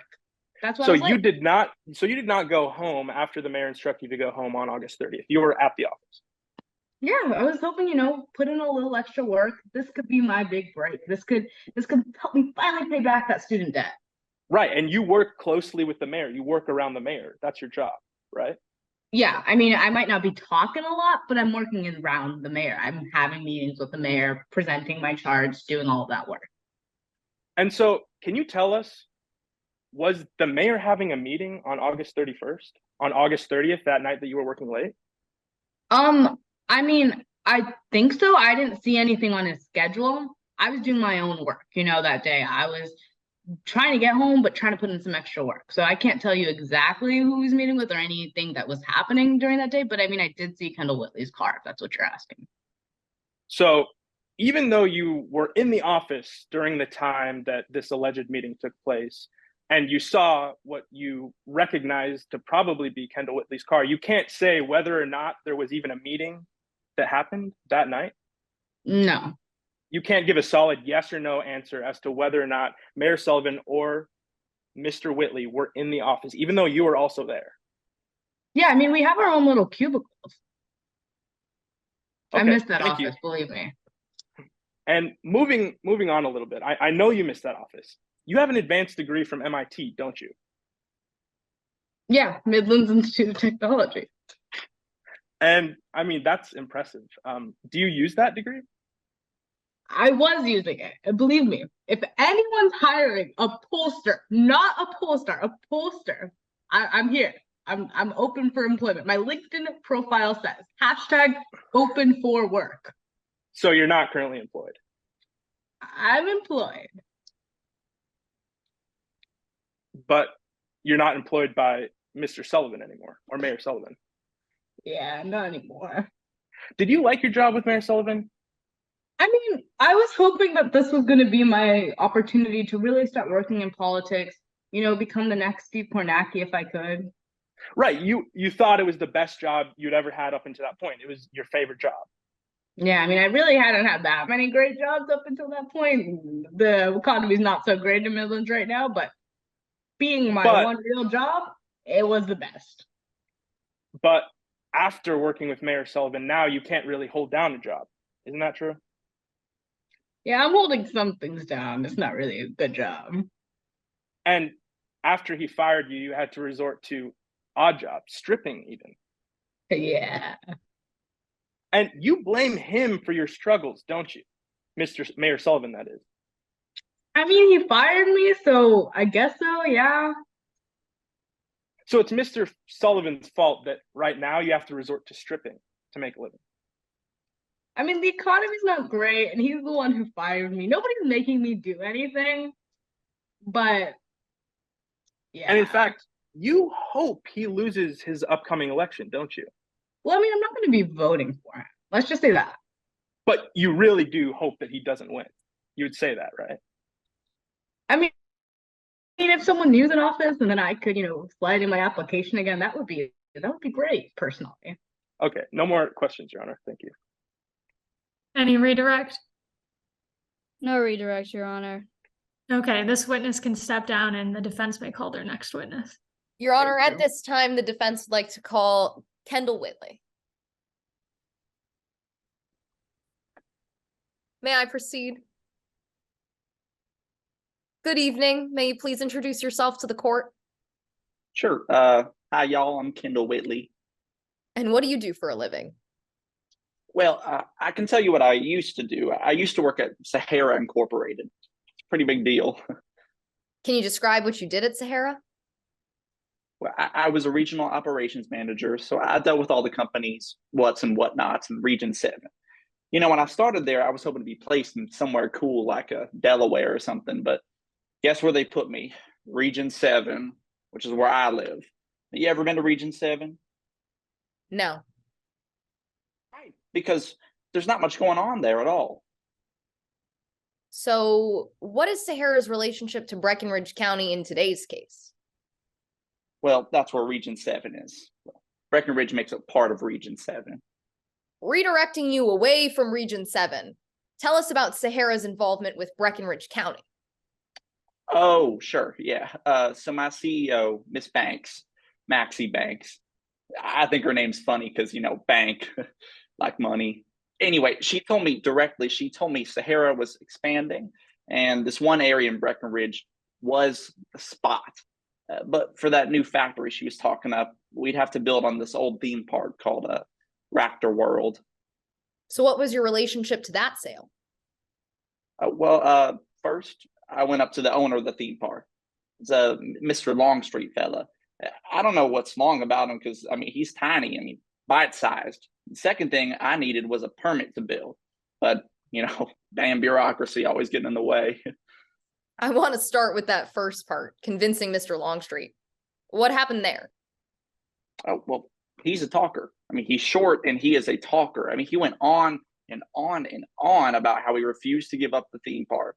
He wanted to renovate it and all that. And, I almost forgot. Get this. He wanted Sahara to give him a loan to do it.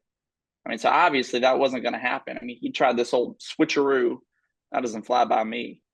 So what did you do?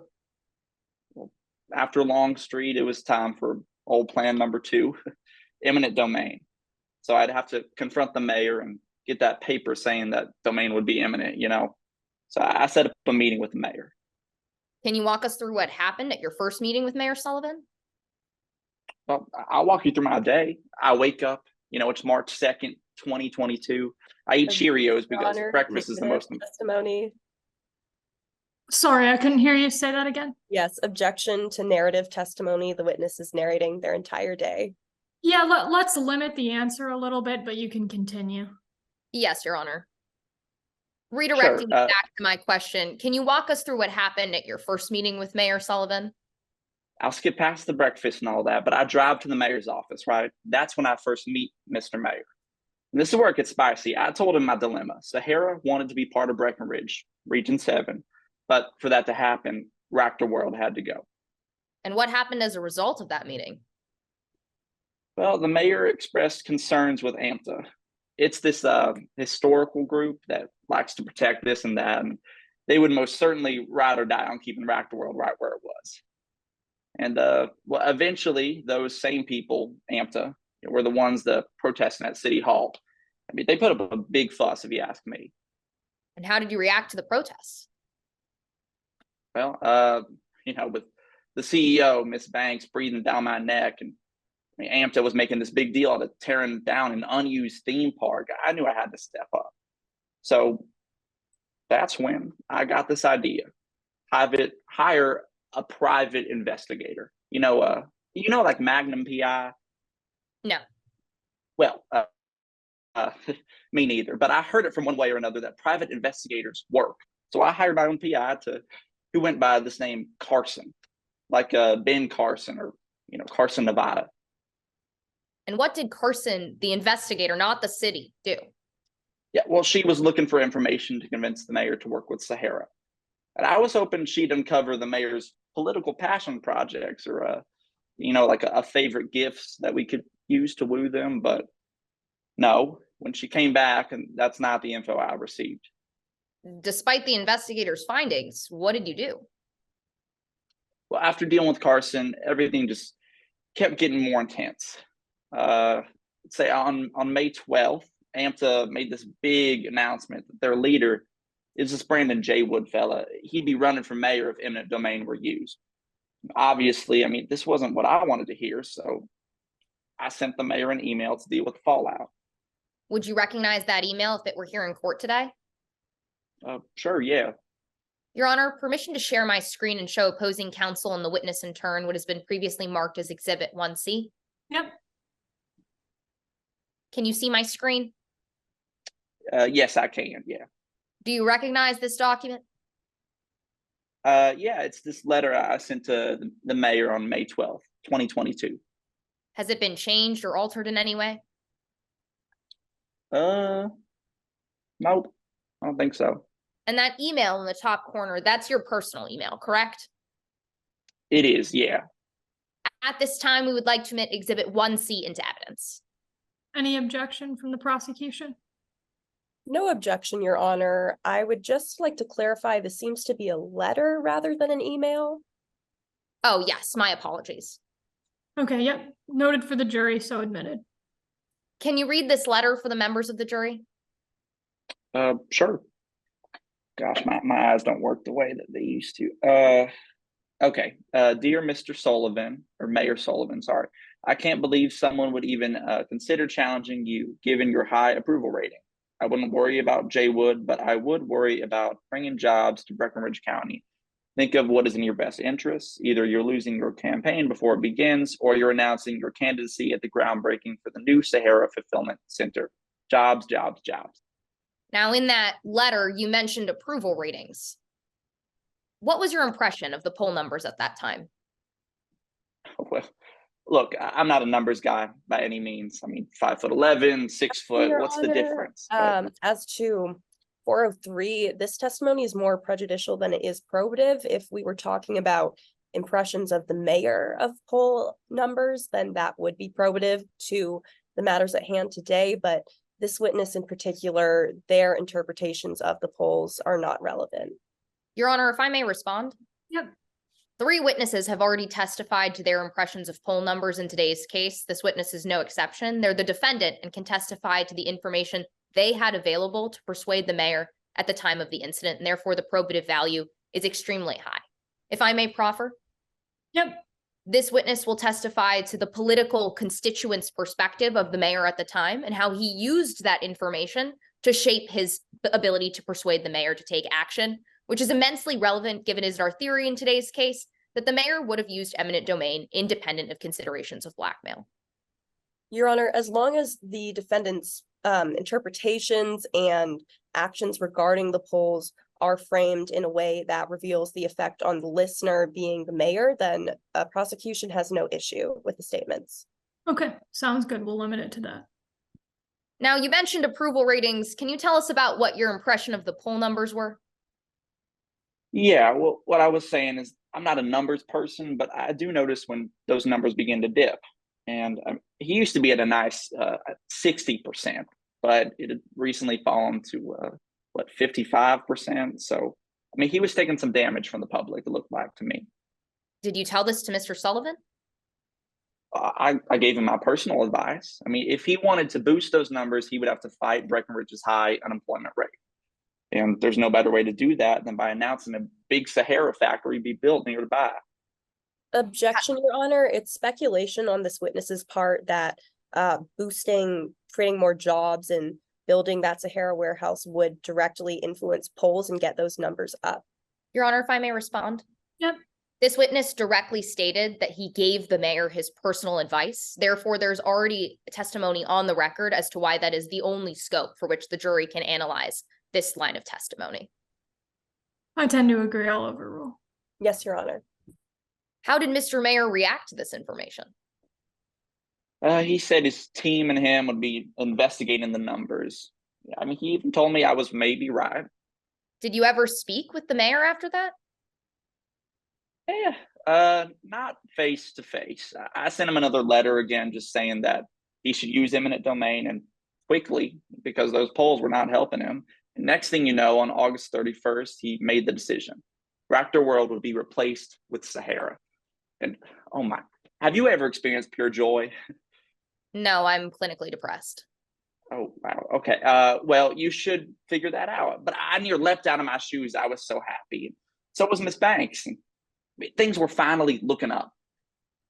Now, the plaintiff is claiming that you blackmailed him. Can you tell us about that? Yeah. Then that accusation hit me. And look, I mean, I'm not denying that the folder existed, but I never needed it to persuade the mayor. I mean, my letters, the meetings, the approval ratings were more than I needed. I wanted to do good by him, of course, not make him hate my guts. So why did you believe the mayor brought this claim against you? Well, unemployment would still be Objection, Your high. Honor. This is more prejudicial than probative under Rule 403. The witness is now making speculations into why the mayor allegedly fabricated claims that this defense is arguing are ungrounded of extortion. This is far beyond what this witness is able to testify to in court today as a lay witness. Your Honor, if I may respond. Yep. This witness is well within their rationally based perception to testify to their beliefs as to why an individual they had met with on several different accounts would bring a claim of extortion against them. In fact, opposing counsel asked the mayor as to why he brought the claim. It's only fair that the defendant gets to testify to his perception of that claim. Your Honor, it is still very highly substantially prejudicial for someone else to testify to the intentions of another individual in bringing certain charges to law enforcement. This testimony does not offer any substantial facts or evidence. It simply serves to prejudice the jury in favor of the defendant and against the mayor. Your Honor, if I may respond. Yep. The probative value is immensely high as to the conditions surrounding the decision for blackmail and why this witness's actions may have been perceived as such. Therefore, this witness's ability to testify to those conditions, if I may proffer, such as unemployment and approval ratings surrounding the decision, is immensely high in probative value and substantially outweighs any prejudicial value. And pursuant to Rule 403 in Midlands, the prejudicial value has to substantially outweigh the probative value. Your Honor, these are all arguments that opposing counsel is more than welcome to make in closing when asking the jury to come to those conclusions on their own, but having a witness on the stand draw those conclusions themselves and attempt to persuade the jury that they are in fact reality goes well beyond the limits of Rule 403 and can only serve to prejudice the jury unfairly. Your Honor, if I may respond on those grounds. Yeah, really quick, defense counsel, can you explain to me what you're arguing the probative value of this is? Yes, Your Honor, this witness will testify to the approval ratings and conditions surrounding the mayor's claim and why those conditions would have made it more likely that this witness would have not made the decision as a result of seeing that action. It is our contention today that the unemployment and those job conditions were the justification for persuading the mayor to pursue this action, and that in response, the mayor used a claim of extortion as a result of using it as a political scapegoat. If I may proffer. You're good. 403 is a high bar, so I'll overrule. Yes, Your Honor. Just to go back to my question, why do you believe the mayor brought this claim against you?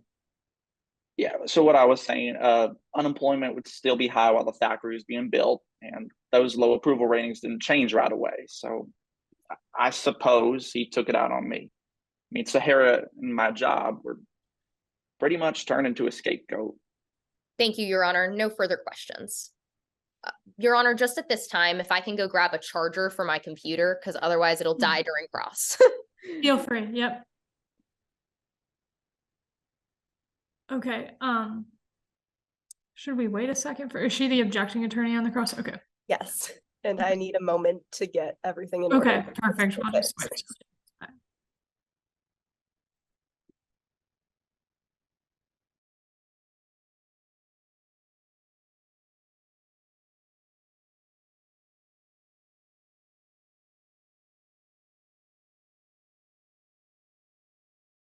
I'm good whenever you are.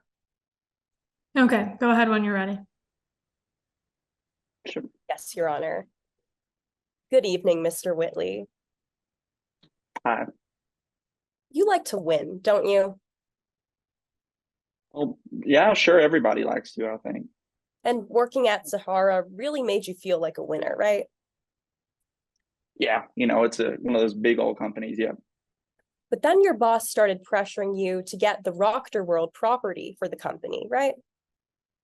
Yes, you're right. Yeah, Miss Max. And she promised you a bonus and a promotion if only you could win this one deal, correct? Objection, Your Honor, as to hearsay. Response, counsel. Yes, Your Honor. We're not offering the statement for the truth of the matter. We're simply offering it for the effect on the listener, as this promise, whether it would be fulfilled or not, directly contributes to Mr. Whitley's bias, motivations in pursuing this deal and using threats against the mayor. Your I'll Honor, overrule. okay. Sorry, what was the ruling? Oh, overruled. You can go ahead. Yes, Your Honor. So I'll repeat that, Mr. Whitley. Your boss promised you a bonus and a promotion if you could win on this one deal, right? Yeah, I think she said she'd be inclined to. Yeah. But until August, you were losing that deal, weren't you? Well, that's a way to put it, but yeah, it wasn't going as I had hoped it was. Yeah. Right.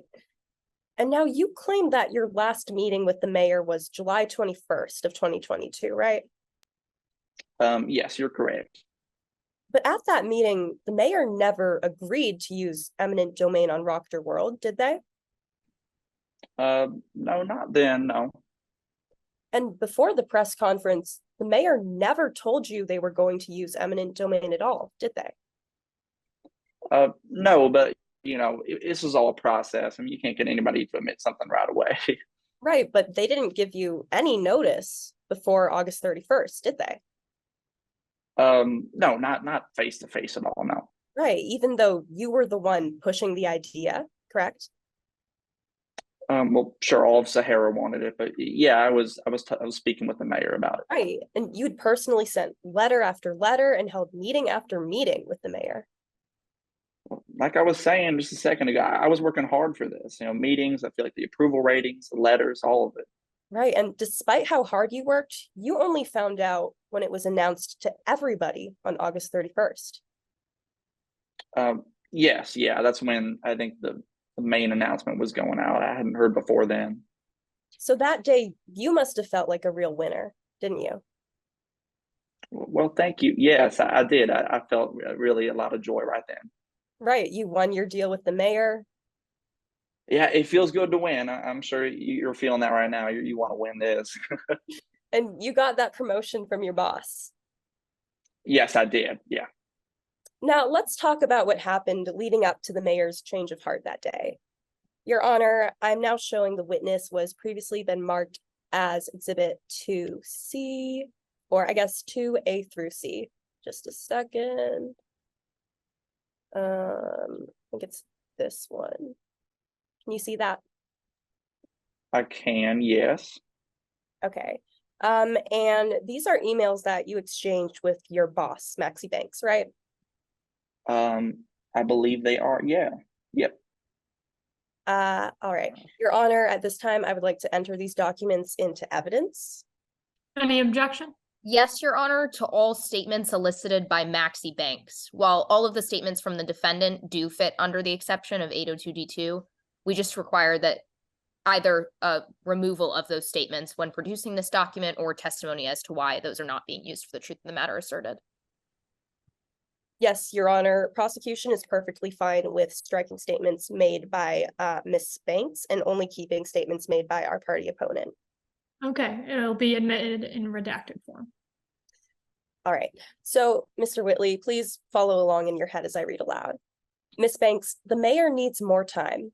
We have some political headwinds, but I'm convinced we can get the mayor to see our point of view. And now, Ms. Banks, Operation Maximum Pressure is on. We will get the mayor to cooperate by any means necessary, all above board, correct, of course.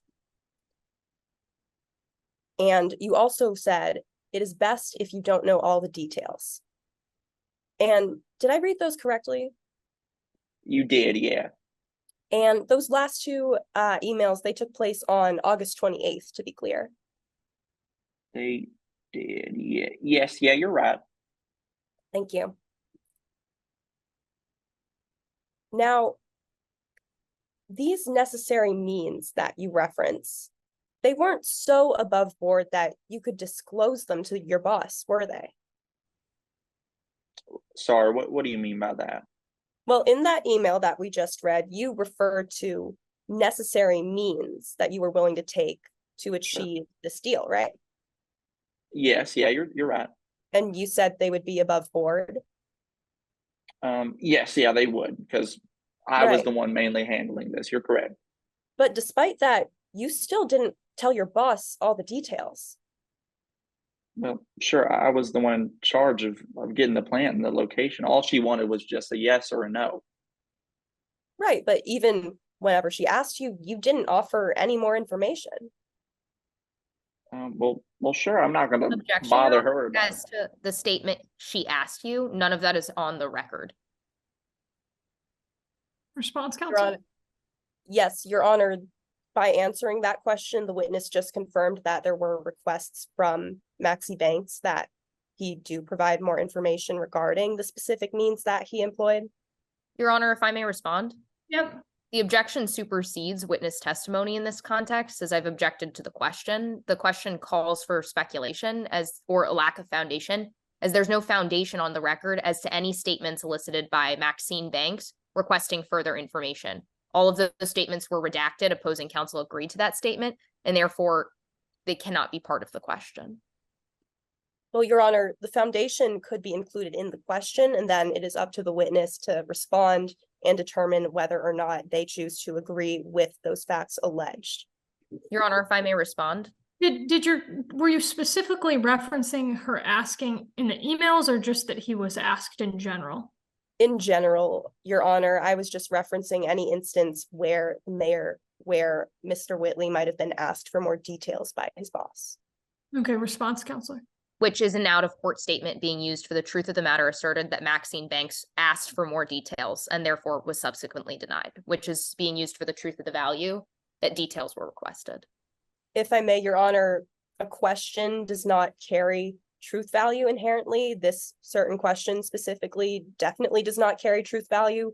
In this case, an individual was just asking for more information, and we are simply eliciting this statement to show the effect on the listener in that Mr. Whitley refused to offer up that information even when prompted. I agree that there's no truth value in the question, so I'll overrule. Yes, Your Honor. So, Mr. Whitley, just to clarify, you did tell your boss it's best if you don't know all the details. Well, sure, I wasn't gonna bother her with every single detail of the operation. I was in charge of this. All right. And you also didn't even tell her that you hired a private investigator, Carson. No, once again, that was just under my purview. Right. And you hired Carson to get leverage on the mayor? Yes, yeah. Well, Miss Banks said by any means necessary, and Carson was one of those tactics. Now, let's take a look at the emails you exchanged with Carson. One moment. Can you see that? I can, yes. And these are those emails that you exchanged with Carson between April and August, correct? My goodness. Yeah. Through them if Wait, that don't helps. scroll so fast. Sorry. Okay. Yeah. Okay. Yes. Yeah. I think we're good. Yeah. And they're a fair and accurate copy, you would say? This looks legit. Yeah. Your Honor, at this time I ask that these documents be entered into evidence. Any objection? Yes, Your Honor, to the objection that all statements elicited by Carson to the defendant are also inadmissible hearsay. Response, Counselor. Yes, Your Honor. Under Rule 801 D2E, prosecution would allege that these are statements made by a co-conspirator of the party opponent, and therefore they are also admissible. It's clear from these emails and from prior testimony elicited that Carson and the defendant were working in tandem to uncover information about the mayor, which the prosecution is now contesting was the foundation for these threats in the extortion. Your Honor, if I may respond. Yep.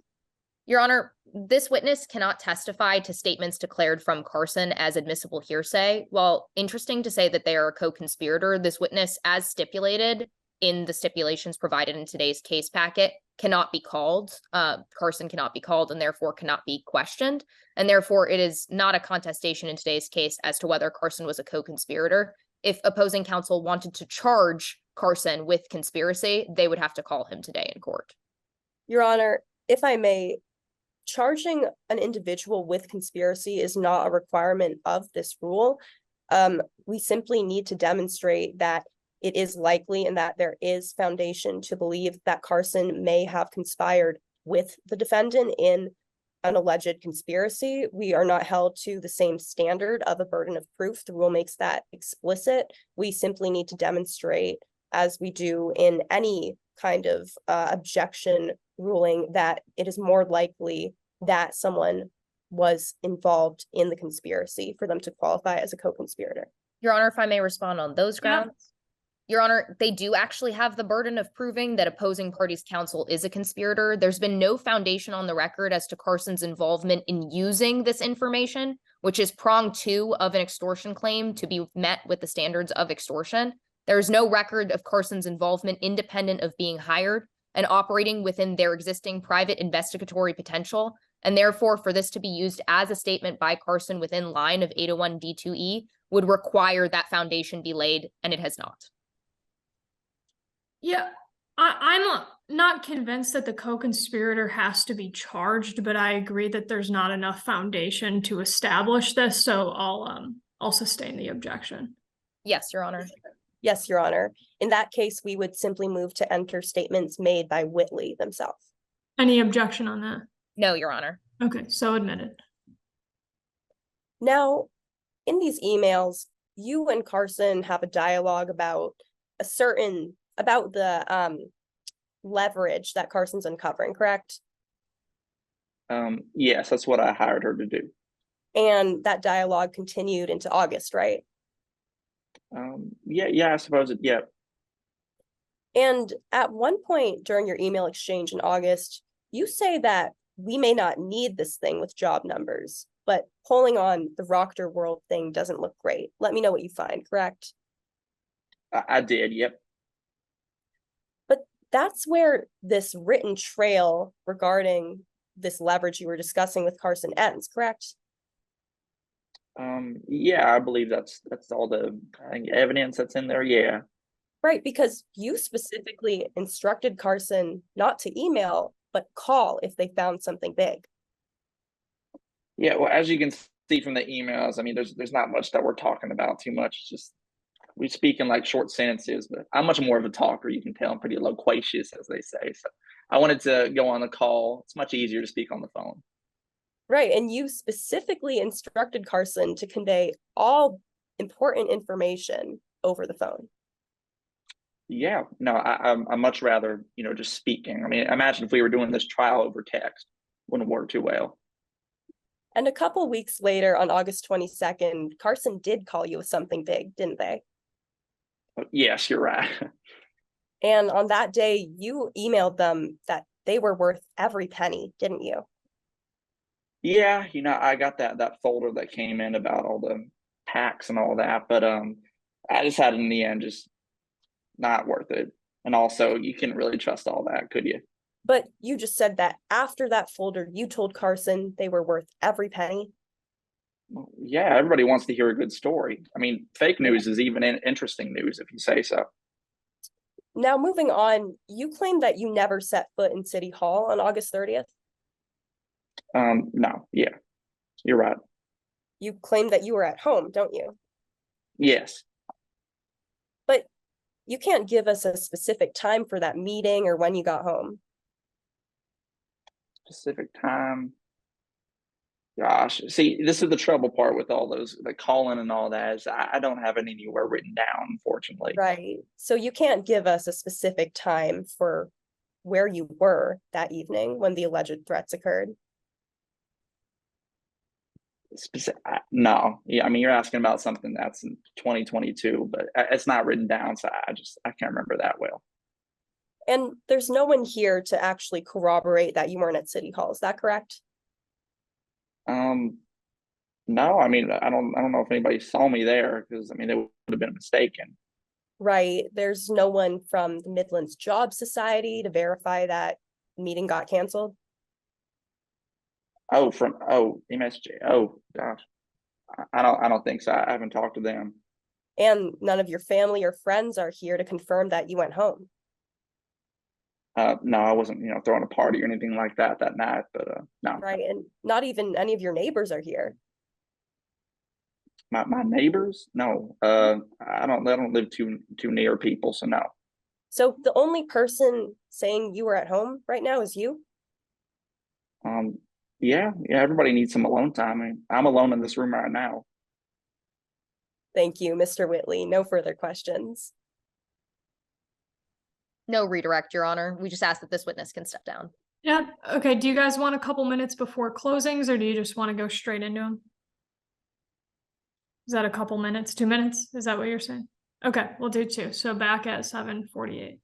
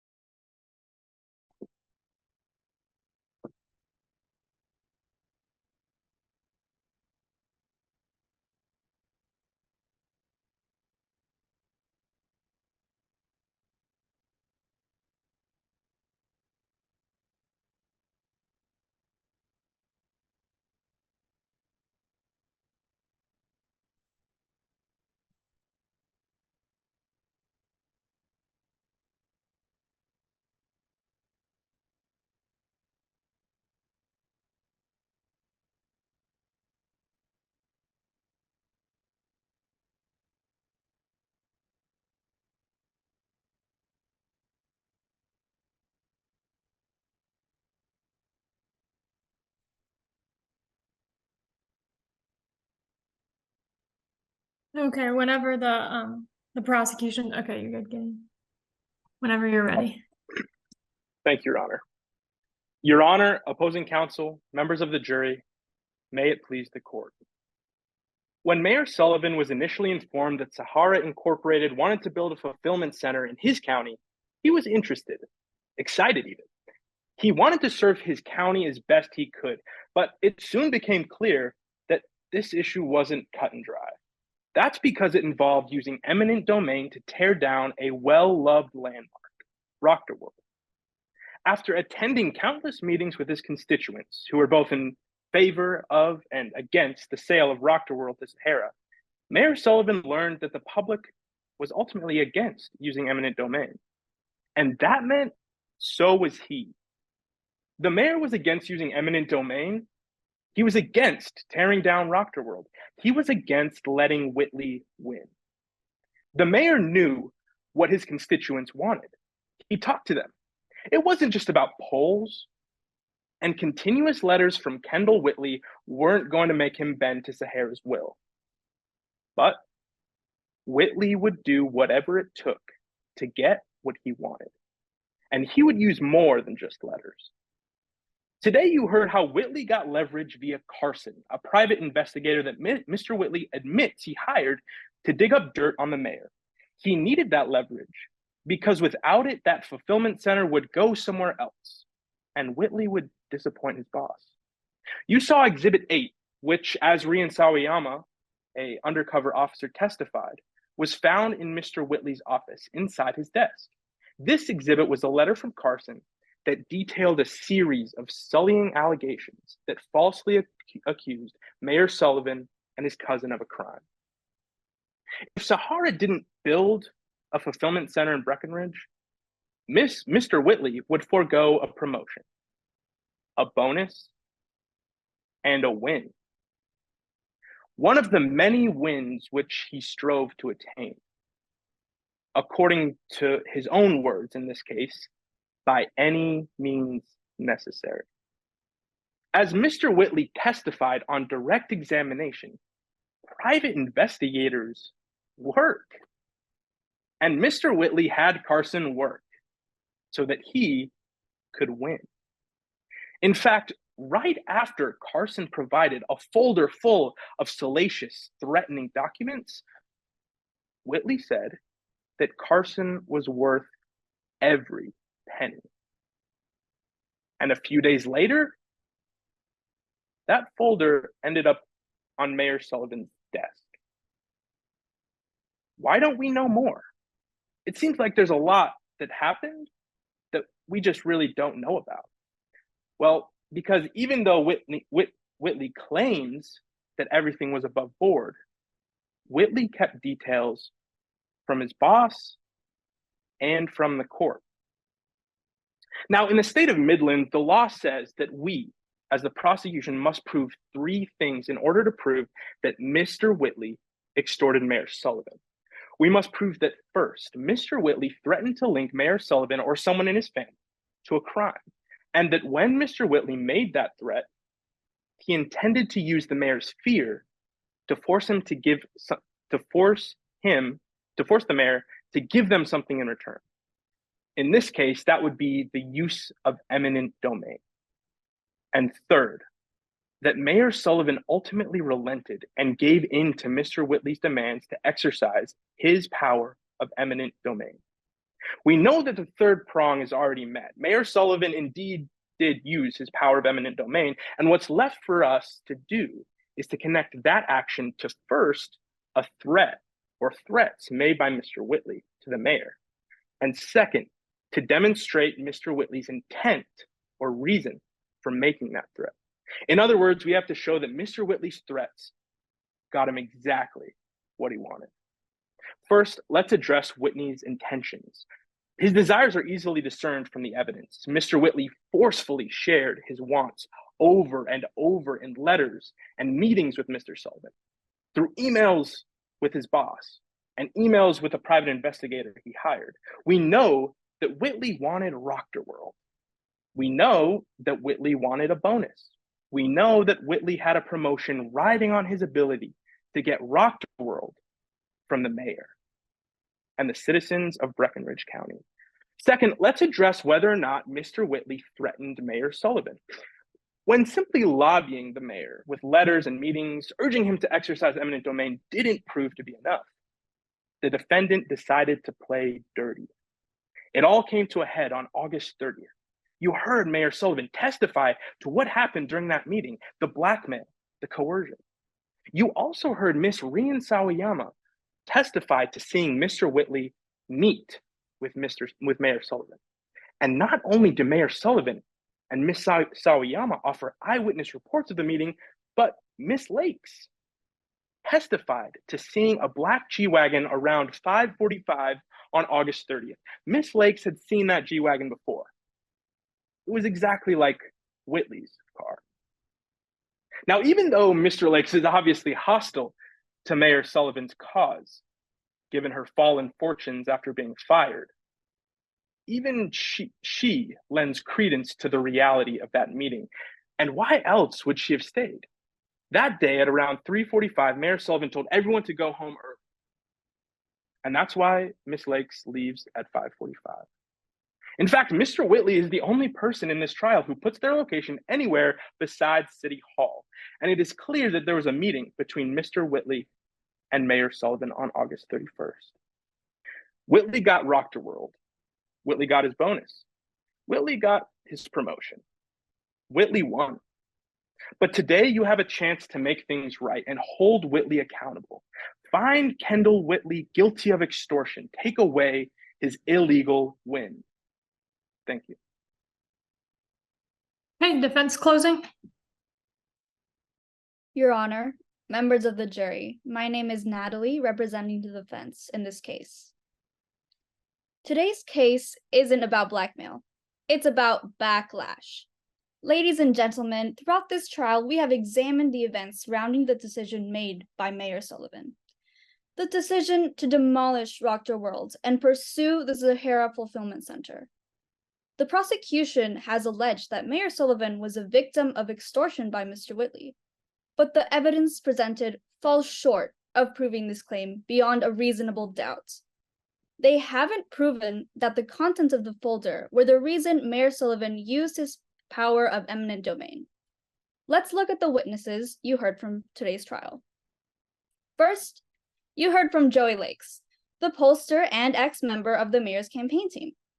They told you that unemployment was a significant issue facing Midlands all year and was the biggest issue in Midlands in July.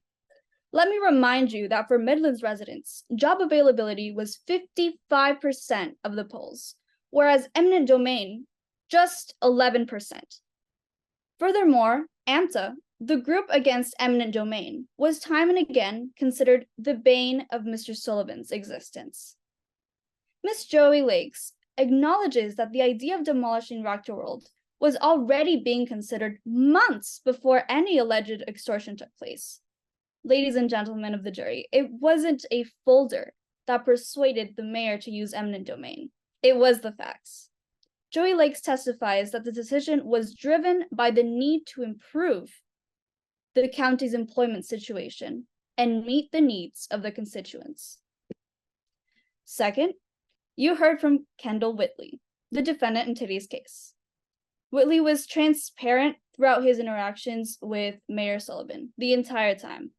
Whitley offered a solution to decrease unemployment rates that Sullivan simply could not afford to refuse. And in every meeting, he was working to be above board. He was working to persuade, not intimidate, the mayor. Now, when you get the verdict form, I want you to remember that the prosecution holds the burden in today's case. They have had to prove both elements beyond a reasonable doubt to find the defendant, Kendall Whitley, guilty. It is the highest burden in the criminal justice system, and it was a burden they did not meet. Let's look at the evidence they presented in court today. The prosecution presented two witnesses, the mayor and an undercover detective. But what did they tell you? The mayor told you about his hatred for AMTA. As a man of the people, he was determined to get the people some jobs. he was saying that it was not until his poll numbers started dropping and he was drunk on bourbon, and then that the media ended his career, and then that's why he decided to tell someone he was blackmailed. Members of the jury, for someone who swears he has gotten himself out of many difficult situations, he knew he couldn't get himself out of this one. And when the backlash in the press came in, the mayor had a choice. He chose to blame the blackmail, so he didn't have to face the backlash. When asked to verify the claims forwarded by the mayor, testimony from Rian Sawayama fell short. Detective Sawayama verified the importance of jobs in Midlands, the determination that Kendall Whitley to persuade the mayor. And despite claims of being able to tie the folder to Mr. Whitley, the unit could not find anything to verify their claim. In all of the detectives' love of theater, their story had plot holes. And this past history of misconduct should make you question whether there was ever a notepad or articles at all. Members of the jury, I want you to look at today's case with a high degree of scrutiny. Being a jury member is not easy, and you have to consider the law and the facts. But what the facts show you is a mayor who played with fire and did not want to get burned. It shows you a mayor who wasn't blackmailed, but was avoiding backlash. Whitley winning is not enough to find he used blackmail. I urge you to consider the evidence and the lack of concrete proof connecting Sahara's actions to extortion and find Kendall Whitley not guilty. Thank you, Your Honor. Any rebuttal from the prosecution? I actually went 10 seconds over, so I'm like done. Okay, sounds good. If you want to do a rebuttal for practice purposes, though, you're more than welcome to. Like, we won't stop you. Like, Okay. like the purpose is the scrimmage. So, like, as long as it's okay with everyone here, like, I'm totally okay with you practicing doing a rebuttal. Because, like, in a real trial, you would have a little bit more time, and it's like different. Sounds good. Thank you. Yeah, Fair. of course. I'm down then. I'm down then. Okay. Your Honor, sure. May it please the court.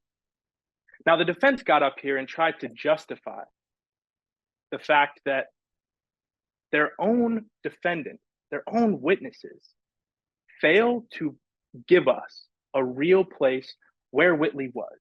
We established through evidence provided by 3 witnesses that Whitley was at the city hall during the time that the mayor says he was threatened. And because of that, it wasn't the backlash of the public that should have been feared. Really, Whitley was worried about the backlash of his job, worried about the backlash of not getting a fulfillment center in Breckinridge County, and worried about the backlash that would ultimately come if none of this panned out, if he didn't get the win. And so I would like to have you ask yourself a question when you go into the deliberation room. Whitley wanted to win, but there wasn't anything right about this win. And look at the holes in the testimony of that singular witness, and the fact that they did admit to using an undercover investigator who then linked Whitley with these salacious documents. That is proven and is shown. And because of that, Whitley thought they were going to win. But I'm confident that you won't let Whitley win. Thank you. Sweet, all done. Good job, everyone. I have comments that I have some general ones and specific. I can briefly go over the general ones, or I can just send them to you guys. I know it's been long, so whatever you prefer. Oh, I'm good with either. I don't care. I don't want to keep you all here if you don't want to hear them. I'm down to stay. I don't know. Okay, I have like 4 just really quick things, and then I can most of my stuff is individual. I thought everyone did a really good job. Specifically, I thought the witnesses did a really good job on cross. I judged an amped round earlier, and all of them like lost their character on cross. I thought there was a really nice balance for the witnesses of like not conceding, but not coming off to defensive. So that was very good. And I loved the characters on both sides. The objection battles were very impressive. They were well argued, and I thought everyone's demeanor was very nice. You didn't seem like you were over arguing ever, and very confident. There were a handful of times where during the objection battles, an objection response was not responsive to the objection itself.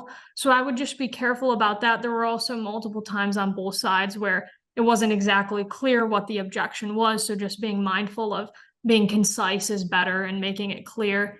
And then the other thing on objections, this is a very minor point, but there were multiple times where like an effect on the listener comment or party opponent was referred to as an exception to hearsay.